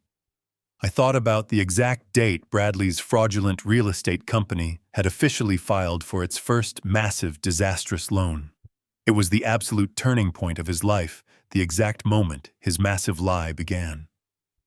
I rolled the small brass wheels to match the month and year of that catastrophic loan. 4 numbers. I pressed the 2 release buttons on the side of the briefcase. The brass latches sprang open with a loud metallic snap. I lifted the leather lid. The interior of the case was a perfectly organized monument to his profound guilt. Lying neatly in the top compartment were 3 transparent glass vials. They were identical to the one he had pulled from his pocket in the kitchen earlier that morning. They were filled with the fine white crystalline powder, the synthetic digitalis derivative, the exact weapon he had used to slowly stop my wife's heart. I stared at the vials, feeling a cold wave of pure, concentrated hatred wash over me. But I did not touch them. I could not risk leaving a single fingerprint on the glass. Directly underneath the vials lay a thick, leather-bound ledger. I used the very tip of my pen to flip the cover open. This was not a digital file that could be easily deleted or hidden behind complex firewalls. This was Bradley's physical handwritten record of his entire criminal enterprise. The pages were completely filled with frantic, aggressive handwriting. I saw the names of his cheated investors. I saw the exact extortionate interest rates charged by the ruthless hard money lenders. I saw the desperate illegal transfers of funds between dummy corporations. And on the very last page, written in bright red ink, I saw my own name. Next to my name was the exact estimated value of my estate, $2.5 million. Beneath it, Bradley had written a timeline. It was a schedule of my planned execution directly corresponding to his impending federal deadlines. I reached into my pocket and pulled out my cellular phone. I activated the camera and turned off the flash. I held the phone perfectly steady above the briefcase. I took a high-resolution photograph of the 3 glass vials of poison, ensuring the surrounding leather of his specific briefcase was clearly visible in the frame. I used my pen to slowly turn the pages of the ledger, photographing every single damning column of numbers, every single list of defrauded investors, and every single desperate calculation involving my death. I took over 40 clear, undeniable photographs. I captured the absolute essence of his betrayal in high-definition digital ink. I immediately opened my encrypted messaging application. I attached the entire folder of photographs and sent them directly to Sarah Jenkins and Dr. Meyer. The digital files flew through the air permanently, securing his destruction on secure servers located miles away. Even if Bradley burned this house to the ground today, the evidence of his crimes would survive. I carefully closed the leather-bound ledger. I arranged the glass vials exactly as I had found them. I lowered the lid of the briefcase and pressed the brass latches down until they locked securely. I scrambled the numbers on the combination dials, erasing my presence completely. I placed the briefcase back into the dark corner of the closet and covered it with the dry cleaning. I stepped out of the guest bedroom, pulled the door shut, and used my lockpicks to re-engage the deadbolt. I walked back downstairs and took my seat at the kitchen island. I wrapped my burned hand gently in a fresh towel and stared out the large bay window. I had the poison. I had the financial ledger. I had the corrupt timeline. The investigation phase of my silent adjustment was officially complete. I was now fully armed and absolutely prepared for the final confrontation.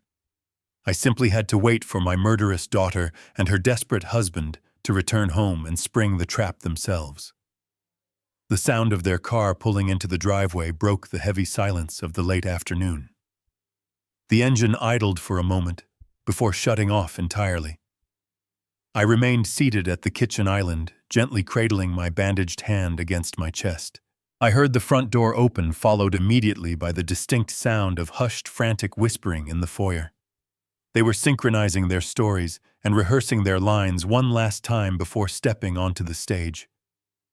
I let my jaw slacken slightly, rounded my shoulders to appear smaller, and fixed my gaze blankly on the grain of the wooden table. Stephanie walked into the kitchen first. She was carrying 2 large brown paper grocery bags. Her face was flushed, and she wore a bright, incredibly forced smile. The brittle edge of panic I had seen in her earlier was completely gone, replaced by a terrifying cold confidence. They had successfully secured their corrupt notary. Their escape route was finalized. She set the heavy bags on the granite counter, carefully avoiding the exact area where Bradley had frantically scrubbed away the poisoned coffee just hours before. She began pulling out expensive ingredients, one by one. I saw thick cuts of prime rib fresh organic asparagus artisan bread and 2 bottles of incredibly expensive dark red wine. She turned to me, her voice dripping with artificial sweetness. She offered a brief, entirely hollow apology for my burned hand, barely glancing at the thick white bandages. I waved my uninjured hand dismissively, playing the role of the tired, forgiving father perfectly. Then she clapped her hands together, creating a sharp, echoing sound in the quiet kitchen. She announced that she was preparing a very special family dinner for the following evening. She claimed we needed to sit down together as a family, celebrate my recovery from the morning accident, and properly honor Patricia's memory. The sheer, unadulterated evil of using my murdered wife's memory as the backdrop for my own assassination was physically repulsive. I swallowed the bile rising in my throat and forced a weak, appreciative nod. Bradley stepped into the kitchen, standing right behind his wife. He had changed out of his wrinkled business suit and was wearing a casual dark cashmere sweater. He was trying desperately to project an aura of total relaxation, but the tight, strained muscles in his jaw betrayed his profound anxiety. He leaned against the counter and took over the conversation. He casually mentioned that a close business associate of his was going to stop by the house right before we sat down to eat. He quickly added that this specific associate just happened to be a licensed state notary public. Stephanie immediately chimed in, picking up the practiced routine flawlessly. She adopted a tone of mild administrative annoyance. She explained that the local tax office required a few routine signatures on some complicated municipal documents regarding Patricia's final hospital bills. She waved her hand dismissively, calling it standard bureaucratic nonsense that simply needed to be finalized quickly to avoid unnecessary late fees. She smiled at me, leaning forward so I could smell her expensive perfume. She said she specifically arranged for the notary to come directly to the house so I would not have to endure the terrible stress of driving to a busy downtown office in my fragile condition. She framed the complete theft of my life savings as an act of profound, selfless, daughterly love. I looked from Stephanie's smiling face to Bradley's intensely focused eyes. The trap they were laying was incredibly obvious, yet they fully believed they were executing a flawless masterpiece of criminal deception. I mapped out their exact battle plan in my mind. Tomorrow night they would sit me down at the head of the dining table. They would place the forged, fraudulent power of attorney documents directly in front of me, burying the critical pages under a thick stack of meaningless medical bills and tax forms. They would gently guide my trembling hand to the signature line. The corrupt notary would stamp the paper, making their absolute control over my estate entirely legal in the eyes of the state. And then the moment the dark ink dried on the page, Bradley would uncork one of those expensive bottles of red wine. He would pour me a heavy glass thoroughly laced with the remaining synthetic digitalis he kept hidden in his leather briefcase upstairs. They would raise their glasses toast to my continued health and watch me eagerly swallow a massive, fatal dose of poison. I did not hesitate for a single fraction of a second. I let a wide, entirely grateful smile spread across my aging face. I looked at my daughter and told her she was a true blessing to me in my darkest hour. I turned to Bradley and thanked him profusely for going out of his way to handle these complicated financial matters while I was drowning in grief. I promised them both that I would be completely ready for dinner tomorrow night, and I would be fully prepared to sign whatever legal documents they needed to secure the family estate. The physical relief that washed over their faces was instantaneous and absolutely sickening. Bradley finally uncrossed his arms and let out a long, heavy breath, releasing the immense pressure of his looming federal indictments. He thought his massive debt was finally cured. He thought he had outsmarted the government, his aggressive creditors, and his own grieving father-in-law. Stephanie stepped forward and kissed me gently on the cheek. Her lips were cold. She told me to get a good night of sleep because tomorrow was going to be a highly important day for our family. I watched them leave the kitchen together, whispering excitedly as they walked up the stairs to their guest room. The house fell completely silent once again. I turned my head and looked at my own reflection in the dark glass of the bay window. The final timeline was officially locked into place. They had set the stage, they had chosen the murder weapon, and they had personally invited the audience. They firmly believed they were writing the final tragic chapter of my life. They had absolutely no idea that I had already rewritten the entire ending. The trap was set, but they were the ones standing directly on the perfectly engineered trapdoor. Tomorrow evening, the silent adjustment would become a devastating, inescapable reality. I walked down the main staircase precisely at 6 o'clock in the evening. The physical pain in my bandaged right hand was a constant dull throb, but I welcomed the sensation. The intense pain kept my mind incredibly sharp and entirely focused on the present moment. The ground floor of my home had been completely transformed. The subtle, rich smell of roasted prime rib and fresh rosemary drifted from the kitchen, deliberately masking the foul scent of the betrayal that permeated every single corner of the house. I stepped slowly into the formal dining room. It looked exactly like a stage meticulously set for a grand final tragedy. The antique mahogany table, the one Patricia and I had proudly purchased on our 5th wedding anniversary, was polished to a flawless mirror shine. The heavy silver flatware was perfectly aligned next to the bone china plates. The overhead crystal chandelier cast a warm, inviting glow over the room. It was an absolutely flawless presentation of domestic warmth, designed entirely to lower my defenses before the final fatal strike. Sitting at the far end of the long table was a man I had never seen before in my life. He wore a cheap, poorly fitted gray suit and a highly unconvincing, greasy smile. He had thin, carefully combed hair and eyes that constantly darted around the room, taking a rapid, calculating inventory of my valuable possessions. Stephanie rushed forward, the absolute second I entered the room. She linked her arm through my left arm, providing an entirely unnecessary physical support. She guided me toward the stranger with exaggerated theatrical care. Her voice was bright and melodic as she introduced him as Mr. Caldwell. She explained that he was a highly respected local notary public and a very dear trusted friend of Bradley. Mr. Caldwell stood up quickly from his chair. He did not extend his hand for me to shake. He simply gave a short, stiff bow. He opened a thick leather briefcase resting on the floor and pulled out a massive stack of complex legal documents. He placed them directly next to the plate at the head of the table, exactly where I always sat. I looked at the thick stack of paper. I knew exactly what was buried inside. Hidden carefully beneath the routine medical releases and municipal tax forms was the fraudulent, entirely forged power of attorney. It was the absolute legal key to my $2.5 million estate. I let my knees buckle slightly as Stephanie eased me into the heavy wooden chair at the head of the table.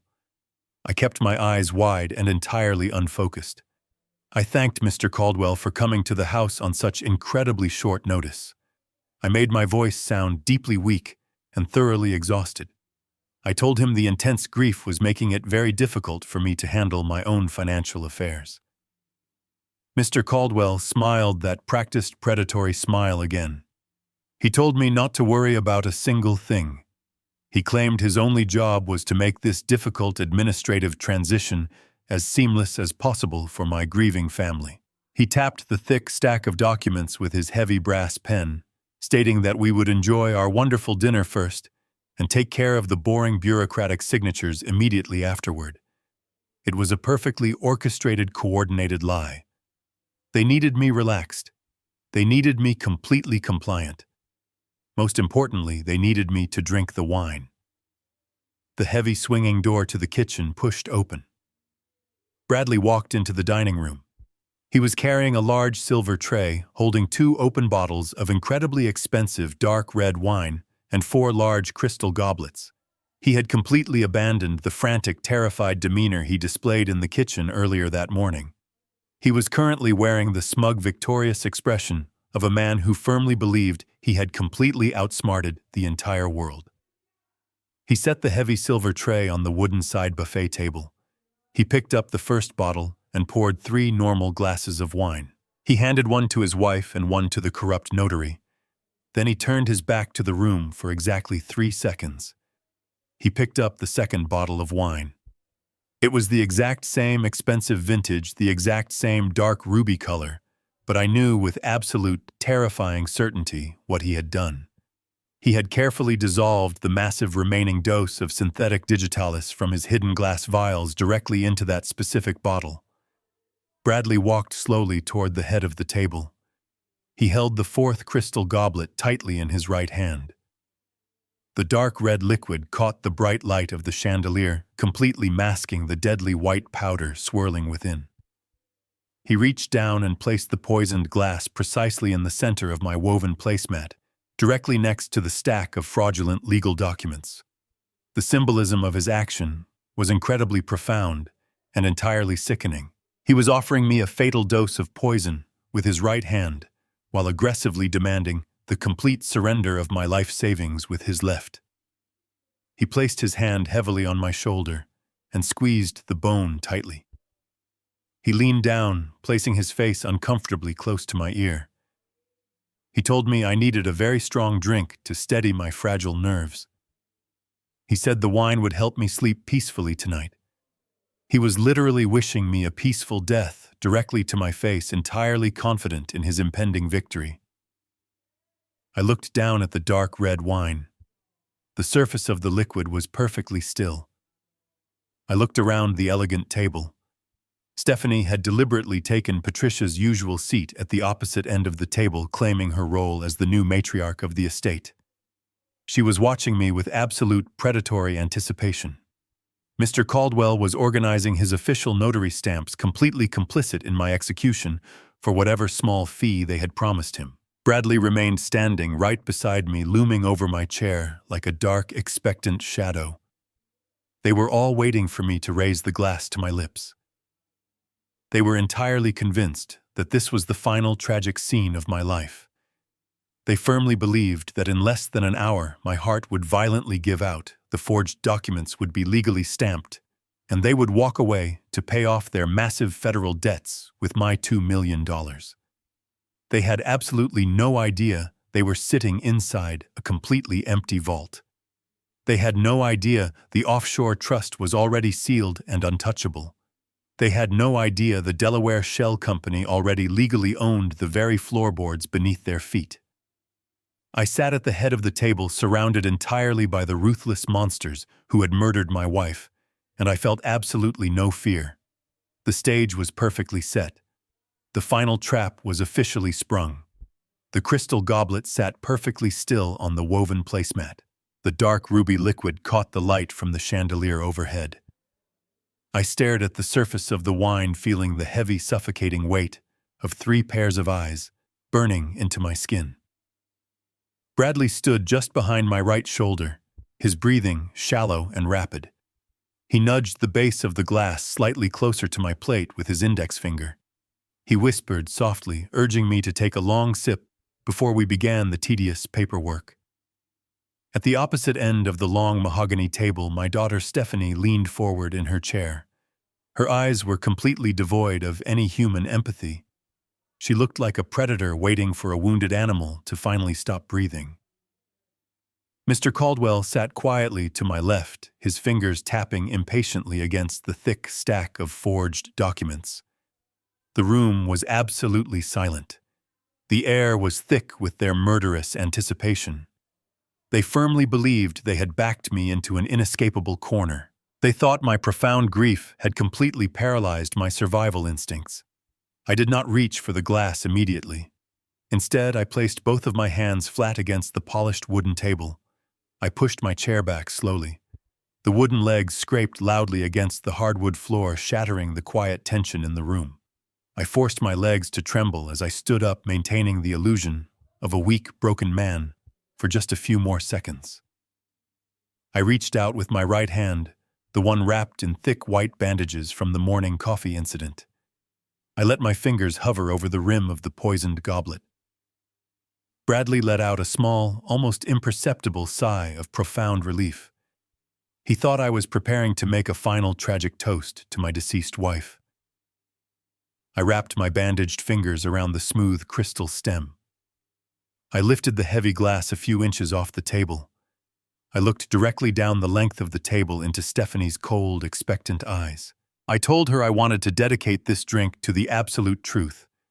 Then I moved with a sudden, violent speed that entirely defied my age. I did not bring the glass to my lips. I swung my arm sharply to the right in a wide, vicious arc. I released my grip completely. The heavy crystal goblet flew across the table and crashed directly into Stephanie's chest. The glass shattered violently against the edge of her plate. The dark red wine exploded outward in a massive wave. The poisoned liquid soaked instantly into the fabric of her expensive silk dress, staining it the color of fresh blood. Stephanie let out a piercing, terrified scream. She jumped back from the table, knocking her heavy wooden chair crashing to the floor. She clawed frantically at her ruined clothing, her perfectly constructed facade of polite concern completely destroyed by the sudden chaos. Bradley lunged forward, cursing loudly, his hands reaching out instinctively to grab my shoulders. He never made contact. I turned and slapped his hands away with a force that sent him stumbling backward into the side buffet table. The frail, confused old man vanished completely in that exact fraction of a second. I straightened my spine, standing up to my full height of 6 feet and 2 inches. The manufactured tremor in my hands stopped entirely. The engineered confusion completely evaporated from my eyes. I looked at Bradley, who was staring at me in absolute paralyzed shock. He rubbed his wrists completely, unable to process the sudden massive physical strength I had just displayed. Mr. Caldwell froze in his seat, his hand hovering uselessly over the stack of forged documents.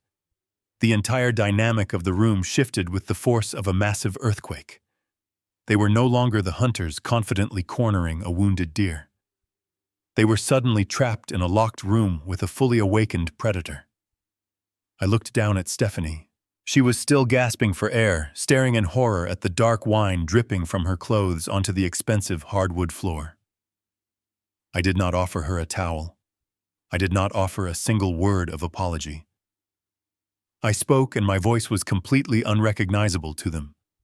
It was not the soft, grieving whisper of a defeated father. It was the cold, resonant, and absolute command of a master structural engineer who had just assumed total control of a collapsing building. I told her to sit down and shut her mouth. The sheer authority in my tone hit her like a physical blow. Her screaming stopped instantly. She stared at me, her eyes wide with a sudden, horrifying realization. I told them the theatrical performance was officially over. I instructed Mr. Caldwell to put his pen down and keep his hands perfectly visible on the table if he wanted to leave this house without handcuffs. I turned my attention back to Bradley, who was currently trembling against the buffet table. I told him his desperate, pathetic murder attempt was a complete failure. The heavy, suffocating silence of absolute terror filled the dining room. They finally understood that I knew exactly what was inside that glass. I reached into the inner breast pocket of my wool coat. My movements were no longer frail or hesitant. They were sharp, deliberate, and completely controlled. I pulled out a thick, sealed manila envelope that Sarah Jenkins had prepared for me. I tossed it onto the center of the polished mahogany table. It landed with a heavy, definitive thud, sliding directly over the fraudulent medical releases and the forged power of attorney. I looked directly at Mr. Caldwell. The corrupt notary was trembling in his chair, his eyes wide with sudden panic. I advised him in a perfectly calm, icy tone to pack his bags and leave my property immediately. I told him the document he had been hired to stamp was a complete criminal forgery. I informed him that my estate lawyer had already contacted the state licensing board regarding his specific involvement in this conspiracy. Mr. Caldwell did not attempt to argue. He did not ask a single question. He scrambled out of his chair, grabbed his briefcase, and sprinted toward the front door, abandoning his desperate clients entirely. The heavy wooden door slammed shut, leaving Bradley and Stephanie completely alone with me. I opened the manila envelope and pulled out the first document. It was the newly minted warranty deed to the property. I slid the heavy watermarked paper across the polished wood until it stopped right in front of Bradley.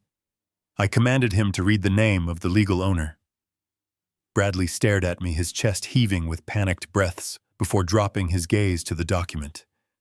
I watched his eyes scan the text. I watched his jaw drop. I explained the reality of his situation with surgical precision. I told him I no longer owned the house we were standing in. I explained that exactly 3 days ago I had legally sold the entire estate to an anonymous corporate entity registered in the state of Delaware. I told him about the irrevocable lifetime residency clause that protected me, but left the property completely useless to him. I made sure he understood the absolute finality of the legal maneuver. I told him he could not sell the house. He could not take out a mortgage against it. He absolutely could not use it as collateral to appease his ruthless hard money lenders. The massive family home he had planned to leverage was now a complete financial phantom. Stephanie began to weep loudly from the other end of the table, but I ignored her entirely. I reached back into the envelope and pulled out the second set of documents. These were the certified banking statements from my primary accounts. I slid them directly over the warranty deed. I told Bradley to look at the final balances. I watched the remaining color drain completely from his face as he stared at the rows of zeros. He looked like a man who had just stepped off the edge of a massive cliff and was waiting to hit the ground. I told him that every single liquid asset, every penny of my pension, and the entire life insurance payout from Patricia had been permanently transferred. I told him the money now resided in an impenetrable, irrevocable offshore trust located in the Cayman Islands. I leaned forward, resting my knuckles firmly on the table. I told him I knew exactly what had happened at his local bank branch earlier this afternoon.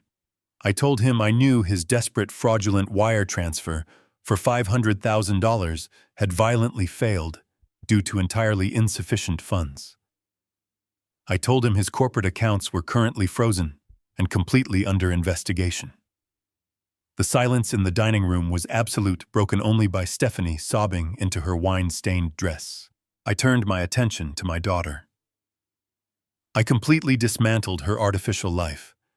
I recited her exact debts out loud, projecting my voice so every single word echoed off the walls. I mentioned the $400,000 in secret unsecured consumer credit. I mentioned the $30,000 vacations and the $90,000 imported sports car lease. I told her she was a complete financial fraud, living a pathetic, empty life built entirely on lies and stolen money. I told her she was drowning in her own vanity. Then I turned my absolute focus back to Bradley. I laid out the entire architecture of his criminal enterprise. I spoke the exact name of his fraudulent luxury condominium project.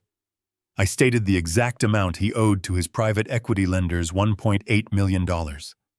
I told him I knew the Securities and Exchange Commission was currently preparing to unseal a massive federal indictment against him for wire fraud and embezzlement. I watched his eyes widen in pure, unadulterated terror. He realized I possessed total, absolute knowledge of his darkest secrets. But I was not finished. I needed to shatter his mind completely. I told Bradley that while he was busy securing a corrupt notary this afternoon, I was busy picking the lock on the guest bedroom door. I told him I had opened his black leather briefcase hidden behind the dry cleaning in the closet. I told him I had found the 3 transparent glass vials filled with synthetic digitalis. I told him I had read every single page of his handwritten financial ledger. I told him I had taken high-resolution photographs of his entire murder plot and securely transmitted them to my lawyer and to the head of cardiology at the local hospital. Bradley stumbled backward against the buffet table, his legs completely giving out. He slid down the wooden cabinet and collapsed onto the floor. He was entirely broken. I raised my voice, delivering the final devastating blow. I told them they had systematically poisoned my beautiful wife for 3 months. They had murdered the mother of this family for $2.5 million. They had spent the last week actively trying to stop my heart with their deadly white powder. And they had done it all for absolutely nothing. The money was completely gone. The inheritance they had killed for simply did not exist anymore. They had traded their humanity, their freedom, and their very souls for an entirely empty vault. I stood tall at the head of the table, looking down at the absolute ruins of their lives. The dismantling of their arrogance was total and complete. The absolute finality of my words hung heavily in the dining room air, suffocating the last remaining breath of Bradley's manufactured reality. I watched the exact moment his mind completely snapped. The calculated, arrogant son-in-law vanished entirely, replaced by a cornered, rabid animal facing the absolute destruction of his life. He let out a raw, guttural scream that tore through his throat and echoed off the walls. He did not try to run. He did not try to deny the overwhelming evidence of his crimes. He pushed himself off the floor, his face twisted into a grotesque mask of pure, unadulterated hatred. He lunged directly across the polished mahogany table. His heavy dress shoes crushed the fallen wooden chair beneath his weight. His hands reached out violently. His fingers curled into desperate claws, aiming straight for my throat. He knocked over the heavy silver wine tray. The crystal goblets shattered instantly against the hardwood floor, sending shards of glass flying across the room. The forged legal documents scattered violently into the air, fluttering down around us like dead leaves in a storm. I did not flinch. I did not take a single step backward. I stood my ground at the head of the table, planting my feet firmly against the floorboards. I braced for the physical impact. I was fully prepared to fight him with my bare hands, knowing that his desperate, pathetic rage was the ultimate confirmation of my complete victory. His heavy body slammed into the edge of the table, sending the bone china plates crashing to the ground in a cacophony of breaking porcelain.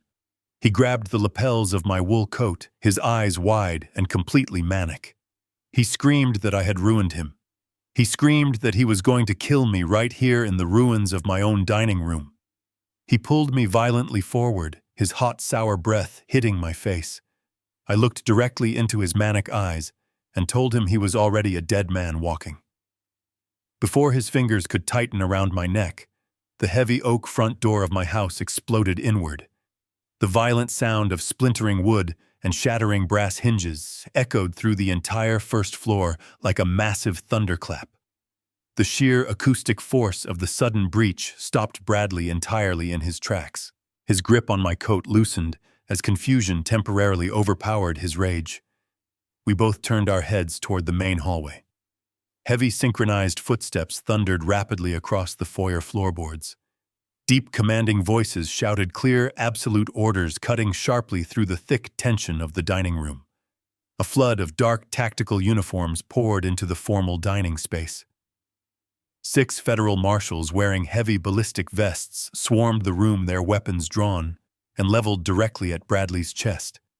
They ordered him to drop to his knees and raise his hands immediately. Bradley completely froze. The manic rage drained instantly from his face, leaving behind nothing but the hollow, terrifying realization of his absolute doom. He slowly uncurled his fingers from my coat lapels. He took one clumsy step backward, raising his trembling hands high into the air. 2 heavily armed marshals closed the distance in a fraction of a second. They grabbed his arms, forced him violently to the ground, and pressed his face hard against the polished hardwood floor. The sharp metallic click of heavy steel handcuffs ratcheting securely around his wrists was the most beautiful sound I had ever heard. It was the mechanical sound of absolute justice locking perfectly into place.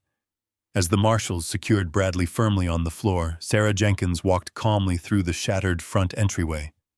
She stepped gracefully over the broken wood and entered the dining room. She wore a sharp-tailored black suit and carried a sleek leather briefcase. She looked less like a corporate estate lawyer and more like an angel of absolute retribution. Right beside her walked a tall, broad-shouldered man wearing a beige trench coat. He was the lead homicide detective for the city police department. They walked straight up to the ruined mahogany table. The detective pulled a sealed, transparent evidence bag from his inner jacket pocket and dropped it heavily onto the polished wood right next to the spilled wine. Inside the bag was a certified stamped copy of the state laboratory toxicology report. He looked down at Bradley, who was currently pressing his bleeding cheek against the floorboards in total defeat. The detective announced in a loud, booming voice that Bradley and Stephanie were both officially under arrest for the premeditated first-degree murder of Patricia Wallace. He stated clearly that a tactical team had successfully secured a warrant and raided the guest bedroom upstairs just 5 minutes ago. They had found the locked leather briefcase hidden in the closet. They had successfully recovered the 3 glass vials of synthetic digitalis. They had seized the handwritten financial ledger. The undeniable physical evidence of their monstrous crime was now securely in police custody. Sarah Jenkins stepped forward, looking down at the broken man on the floor. She unclasped her briefcase and pulled out a thick stack of federal court documents. She informed Bradley that the local homicide charges were merely the beginning of his unending nightmare.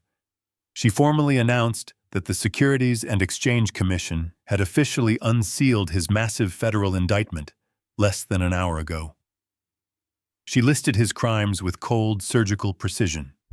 She stated the specific charges of massive wire fraud, corporate embezzlement, and the deliberate defrauding of vulnerable elderly investors. She told him he was facing 2 consecutive life sentences in a maximum security federal penitentiary without any possibility of parole. She looked at him with absolute contempt and told him his fraudulent empire was completely eradicated from the earth. At the far end of the ruined dining room, Stephanie remained completely frozen in her chair. The dark red wine was still dripping slowly from her ruined silk dress, forming a thick puddle on the floor. 2 female police officers approached her quickly, instructing her to stand up and place her hands behind her back. The physical reality of the cold steel handcuffs finally broke her catatonic shock. She began to thrash violently, knocking her chair forcefully to the ground. She screamed at the officers, demanding they let her go immediately, claiming she was a highly respectable woman from a wealthy family. The officers ignored her entirely, securing her wrists with practiced, forceful efficiency. Stephanie turned her head desperately toward me. The cold, predatory monster vanished, replaced instantly by the pathetic, helpless child she used to be. Tears streamed down her face, ruining her expensive makeup and mixing with the dark wine. She cried out for me. She begged me to call my lawyers to pay her massive bail to fix this terrible misunderstanding immediately. She called me her beloved father and pleaded with me to save her life. I walked slowly down the length of the dining room, stepping carefully over the broken glass and the ruined plates. I stopped right in front of her. I looked directly into her terrified, weeping eyes. I felt absolutely nothing. The deep well of paternal love I had carried in my heart for 38 years was completely dry, burned away entirely by the lethal white powder she had fed to her mother.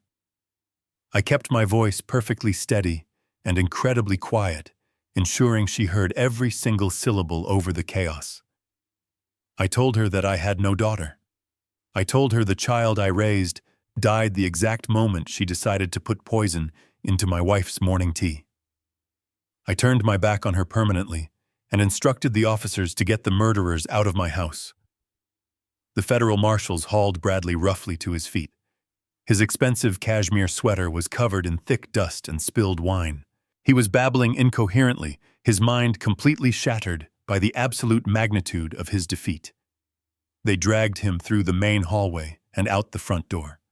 The female officers followed closely behind, pulling a sobbing, entirely hysterical Stephanie along the floor. I walked to the large front window and looked out into the cool night air. The entire street was brilliantly illuminated by the violently flashing red and blue lights of 6 separate police cruisers. My neighbors had stepped out onto their front porches, watching in stunned silence as the wealthy, arrogant couple was dragged down my front walkway in heavy steel chains. They were shoved forcefully into the back of separate squad cars. The heavy doors slammed shut, sealing them inside their new permanent reality. I stood alone in the quiet ruins of my dining room, listening to the wailing police sirens fade slowly into the distance. The corrupted structure was completely demolished. The toxic foundation was completely removed. The raid was over, and the silent adjustment was finally complete. 3 months passed since the night the federal marshals shattered my front door. The bitter winter melted into a cold and unforgiving spring. I sat quietly in the back row of the massive federal courtroom. The benches were made of solid, heavy oak. The ceilings were incredibly high, designed to make every single person inside feel small and completely subject to the absolute power of the law. I wore a dark tailored suit. My burned right hand was fully healed, leaving only a thin, pale scar across my knuckles as a permanent reminder of the tactical sacrifice I had made. I looked down at the 2 defense tables separated by a wide aisle of carpet. Bradley sat at the left table. Stephanie sat at the right. They were wearing standard-issue orange prison uniforms. The expensive tailored suits and the designer silk dresses were completely gone. They had been stripped of their wealthy facade, reduced to nothing but 2 desperate inmates fighting for their miserable lives. The trial was incredibly swift and absolutely brutal. The moment the steel doors of the county jail had closed behind them 3 months ago, their unified front completely disintegrated. They turned on each other with the vicious and unrestrained ferocity of starving rats trapped in a sinking cage. Bradley had a high-priced defense attorney paid for entirely by the court after his assets were officially frozen. His lawyer stood up and painted Stephanie as a cold and calculating psychopath. He argued that Stephanie had hated her mother for years. He claimed she had independently purchased the synthetic digitalis and systematically poisoned Patricia entirely on her own to secure the inheritance. He painted Bradley as a foolish and ignorant husband who only discovered the murder plot at the very last minute and tried to stop it. Stephanie and her public defender immediately fired back with equal venom. Her lawyer portrayed Bradley as a violently abusive and deeply manipulative monster. She argued that Bradley had forced Stephanie into complete submission, threatening to destroy her life if she did not help him murder her parents to save his failing real estate empire. They completely destroyed whatever remaining dignity they possessed, openly screaming accusations at each other across the quiet courtroom, while the jury watched in absolute disgust. The federal prosecutor did not even have to exert much effort. He simply let them tear each other apart for a few days before bringing down the absolute crushing weight of the physical evidence. Sarah Jenkins took the witness stand and laid out the devastating financial motive with flawless and surgical precision. She walked the jury through the massive and fraudulent Ponzi scheme Bradley had constructed. She exposed the hundreds of thousands of dollars in secret credit card debt Stephanie had accumulated. She explained exactly how I had legally moved my entire $2 million estate into an impenetrable offshore trust, proving that their murderous desperation was completely in vain. Then Dr. Meyer took the stand. He presented the certified state toxicology reports.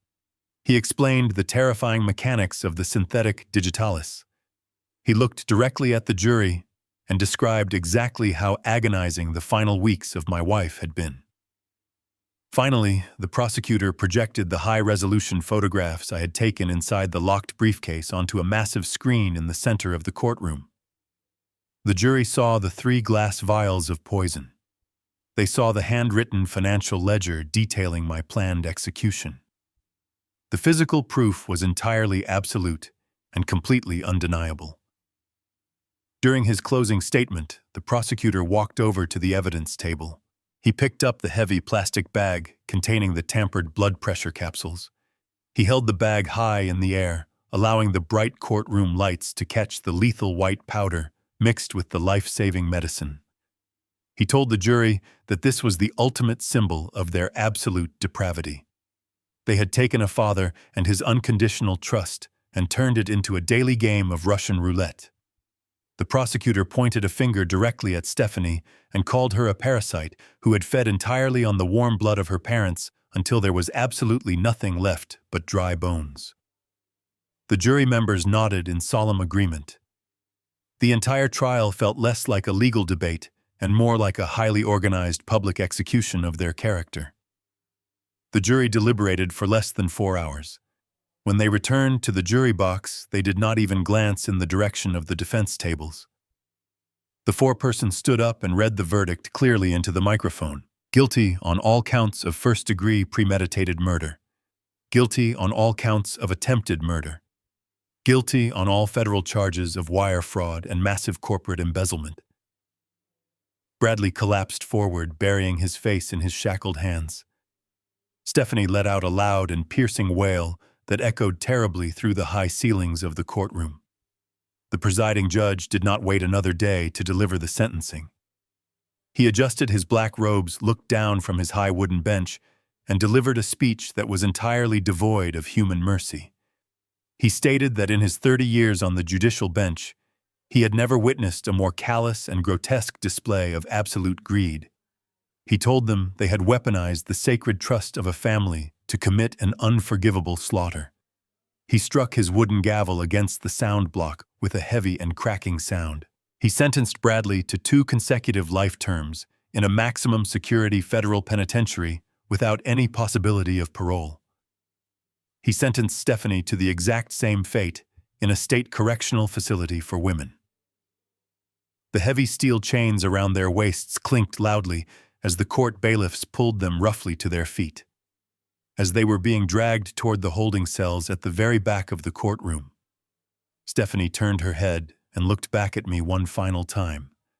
Her face was completely soaked in tears, and her eyes were wide with sheer terror. She was silently begging me for a single ounce of pity.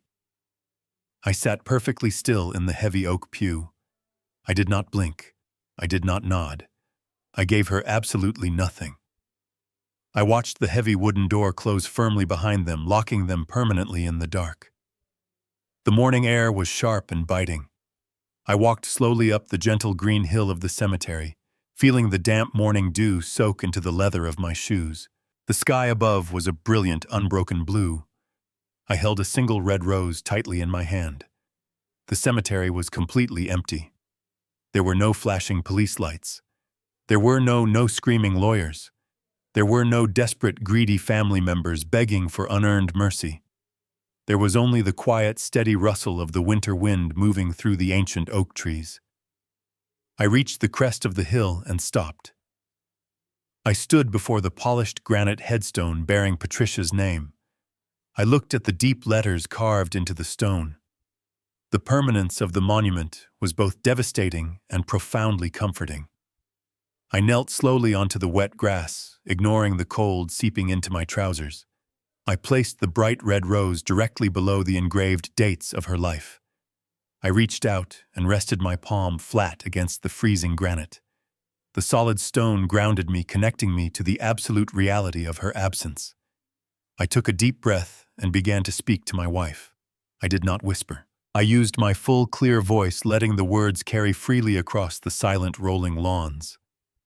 I told her that our house was finally quiet again. I told her the terrible, suffocating darkness that had invaded our home was completely eradicated. I looked at her name and told her I had kept my promise. I confessed that my initial instinct standing in that locked medical office 3 months ago had been pure, blinding violence. When I saw the lethal white powder they had used to stop her heart, I wanted to tear them apart with my bare hands. I wanted to burn everything to the ground in a fit of chaotic, uncontrollable rage. But I told Patricia I knew that such a reaction would only destroy the honorable life we had spent 40 years building together. I told her I chose to be the methodical engineer she had loved. I did not use violence. I used absolute cold precision. I calculated the exact vulnerabilities of their arrogant, greedy lives. I built an invisible cage out of legal documents, silent observations, and their own blinding entitlement. I told her I systematically removed the foundation of their world and let their own massive sins pull them down into the abyss. I spoke the names of our daughter and her husband out loud for the very absolute last time. The syllables felt like dead ash in my mouth. I told Patricia exactly where they were. I described the heavy steel doors, the concrete walls, and the double life sentences they now faced in maximum security prisons.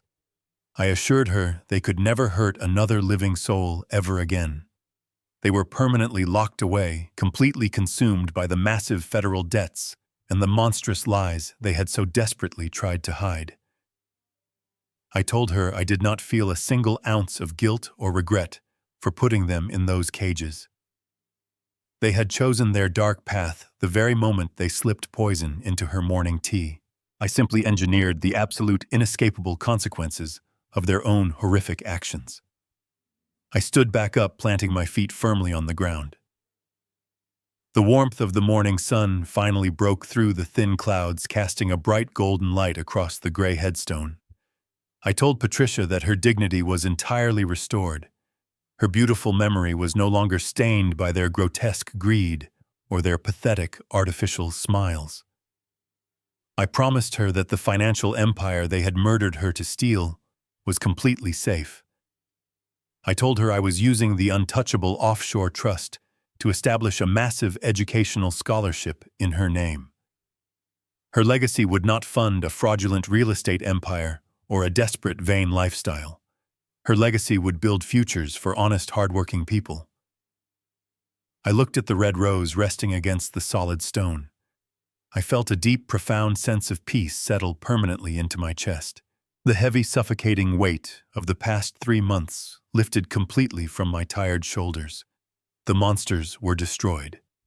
The silent adjustment was flawlessly executed and finalized. I told my beautiful wife that I would love her until my own final breath. I promised her I would visit every single week. I turned my back to the grave and walked slowly down the green hill, leaving the tragedy entirely behind me. I stepped confidently into the quiet, absolute freedom of the rest of my life. The drive back from the cemetery was quiet. I pulled into my driveway and turned off the engine. For the first time in over 3 months, I looked at my 2-story brick house and felt absolutely no sense of impending dread. The property was no longer a battlefield. It was no longer a massive financial target painted on my back. It was simply my home again. The Delaware Shell Company held the official deeds securely in a steel vault hundreds of miles away, but the physical walls belonged entirely to me. I unlocked the front door and stepped inside.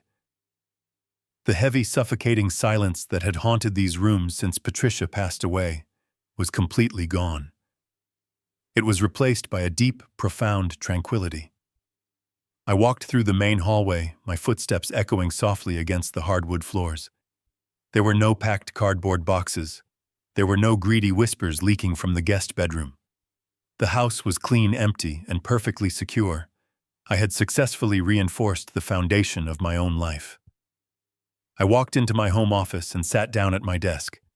I opened my laptop and logged into the secure communication portal Sarah Jenkins had set up for me. The offshore trust was fully operational, but I had absolutely no intention of letting that money sit idle in a dark foreign bank account. Wealth without purpose is exactly what poisoned my daughter. I sent a direct authorization to the trustee. We were establishing a permanent endowment. It is called the Patricia Wallace Memorial Scholarship for Structural Engineering. Every single year, a massive portion of the trust-generated interest will pay the full college tuition for 3 hardworking, low-income students. I wanted to take the exact $2 million that Bradley and Stephanie had murdered my wife to steal and use it to build strong, honest futures for young people who actually understand the value of hard work. Patricia would have loved that. She spent her entire life nurturing people, and now her legacy will continue to nurture brilliant minds for generations to come. The money they killed for is now actively working to put good into the world. I closed the laptop and walked into the kitchen. I reached into the cabinet and pulled out my favorite ceramic mug. I brewed a fresh pot of dark roast coffee. The rich, bold aroma filled the room, completely overriding the terrible memory of the poisoned cup from months ago. I poured the steaming black liquid into my mug. I did not hesitate. I did not search the reflection in the window for hidden enemies. I simply lifted the cup to my lips and took a long, deeply satisfying sip. The warmth spread through my chest. I looked down at my right hand. The skin was completely healed. I walked through the living room, opened the front door, and stepped out onto my wide wooden porch. The morning sun was climbing higher into the bright blue sky, casting a warm golden light across the neighborhood. I sat down in my wooden rocking chair. I listened to the birds singing in the ancient oak trees. I watched a neighbor walk his dog down the quiet sidewalk. The world was moving forward, entirely untouched by the massive violent tragedy that had occurred inside my dining room. That is the true beauty of a perfectly executed structural demolition. You remove the rot, you clear the dangerous debris, and you leave the surrounding area completely safe and undisturbed. I did not let their monstrous greed turn me into a monster. I used my intellect, my patience, and my absolute resolve to correct a terrible wrong. I am 69 years old. I have no living family left, but I am not lonely. I am surrounded by the beautiful memories of my 40 years with Patricia, and I am entirely secure in the future I have built. The structural flaws have been identified and permanently removed. The silent adjustment is finally complete. Did you like my story today? Let me know which city you are listening from, and let us meet in the comments section below. If you appreciate the story, you can support me by liking and subscribing so I can keep bringing more life lessons like this. Thank you so much for your sweet support. I am looking forward to reading your comments. See you in the next life story.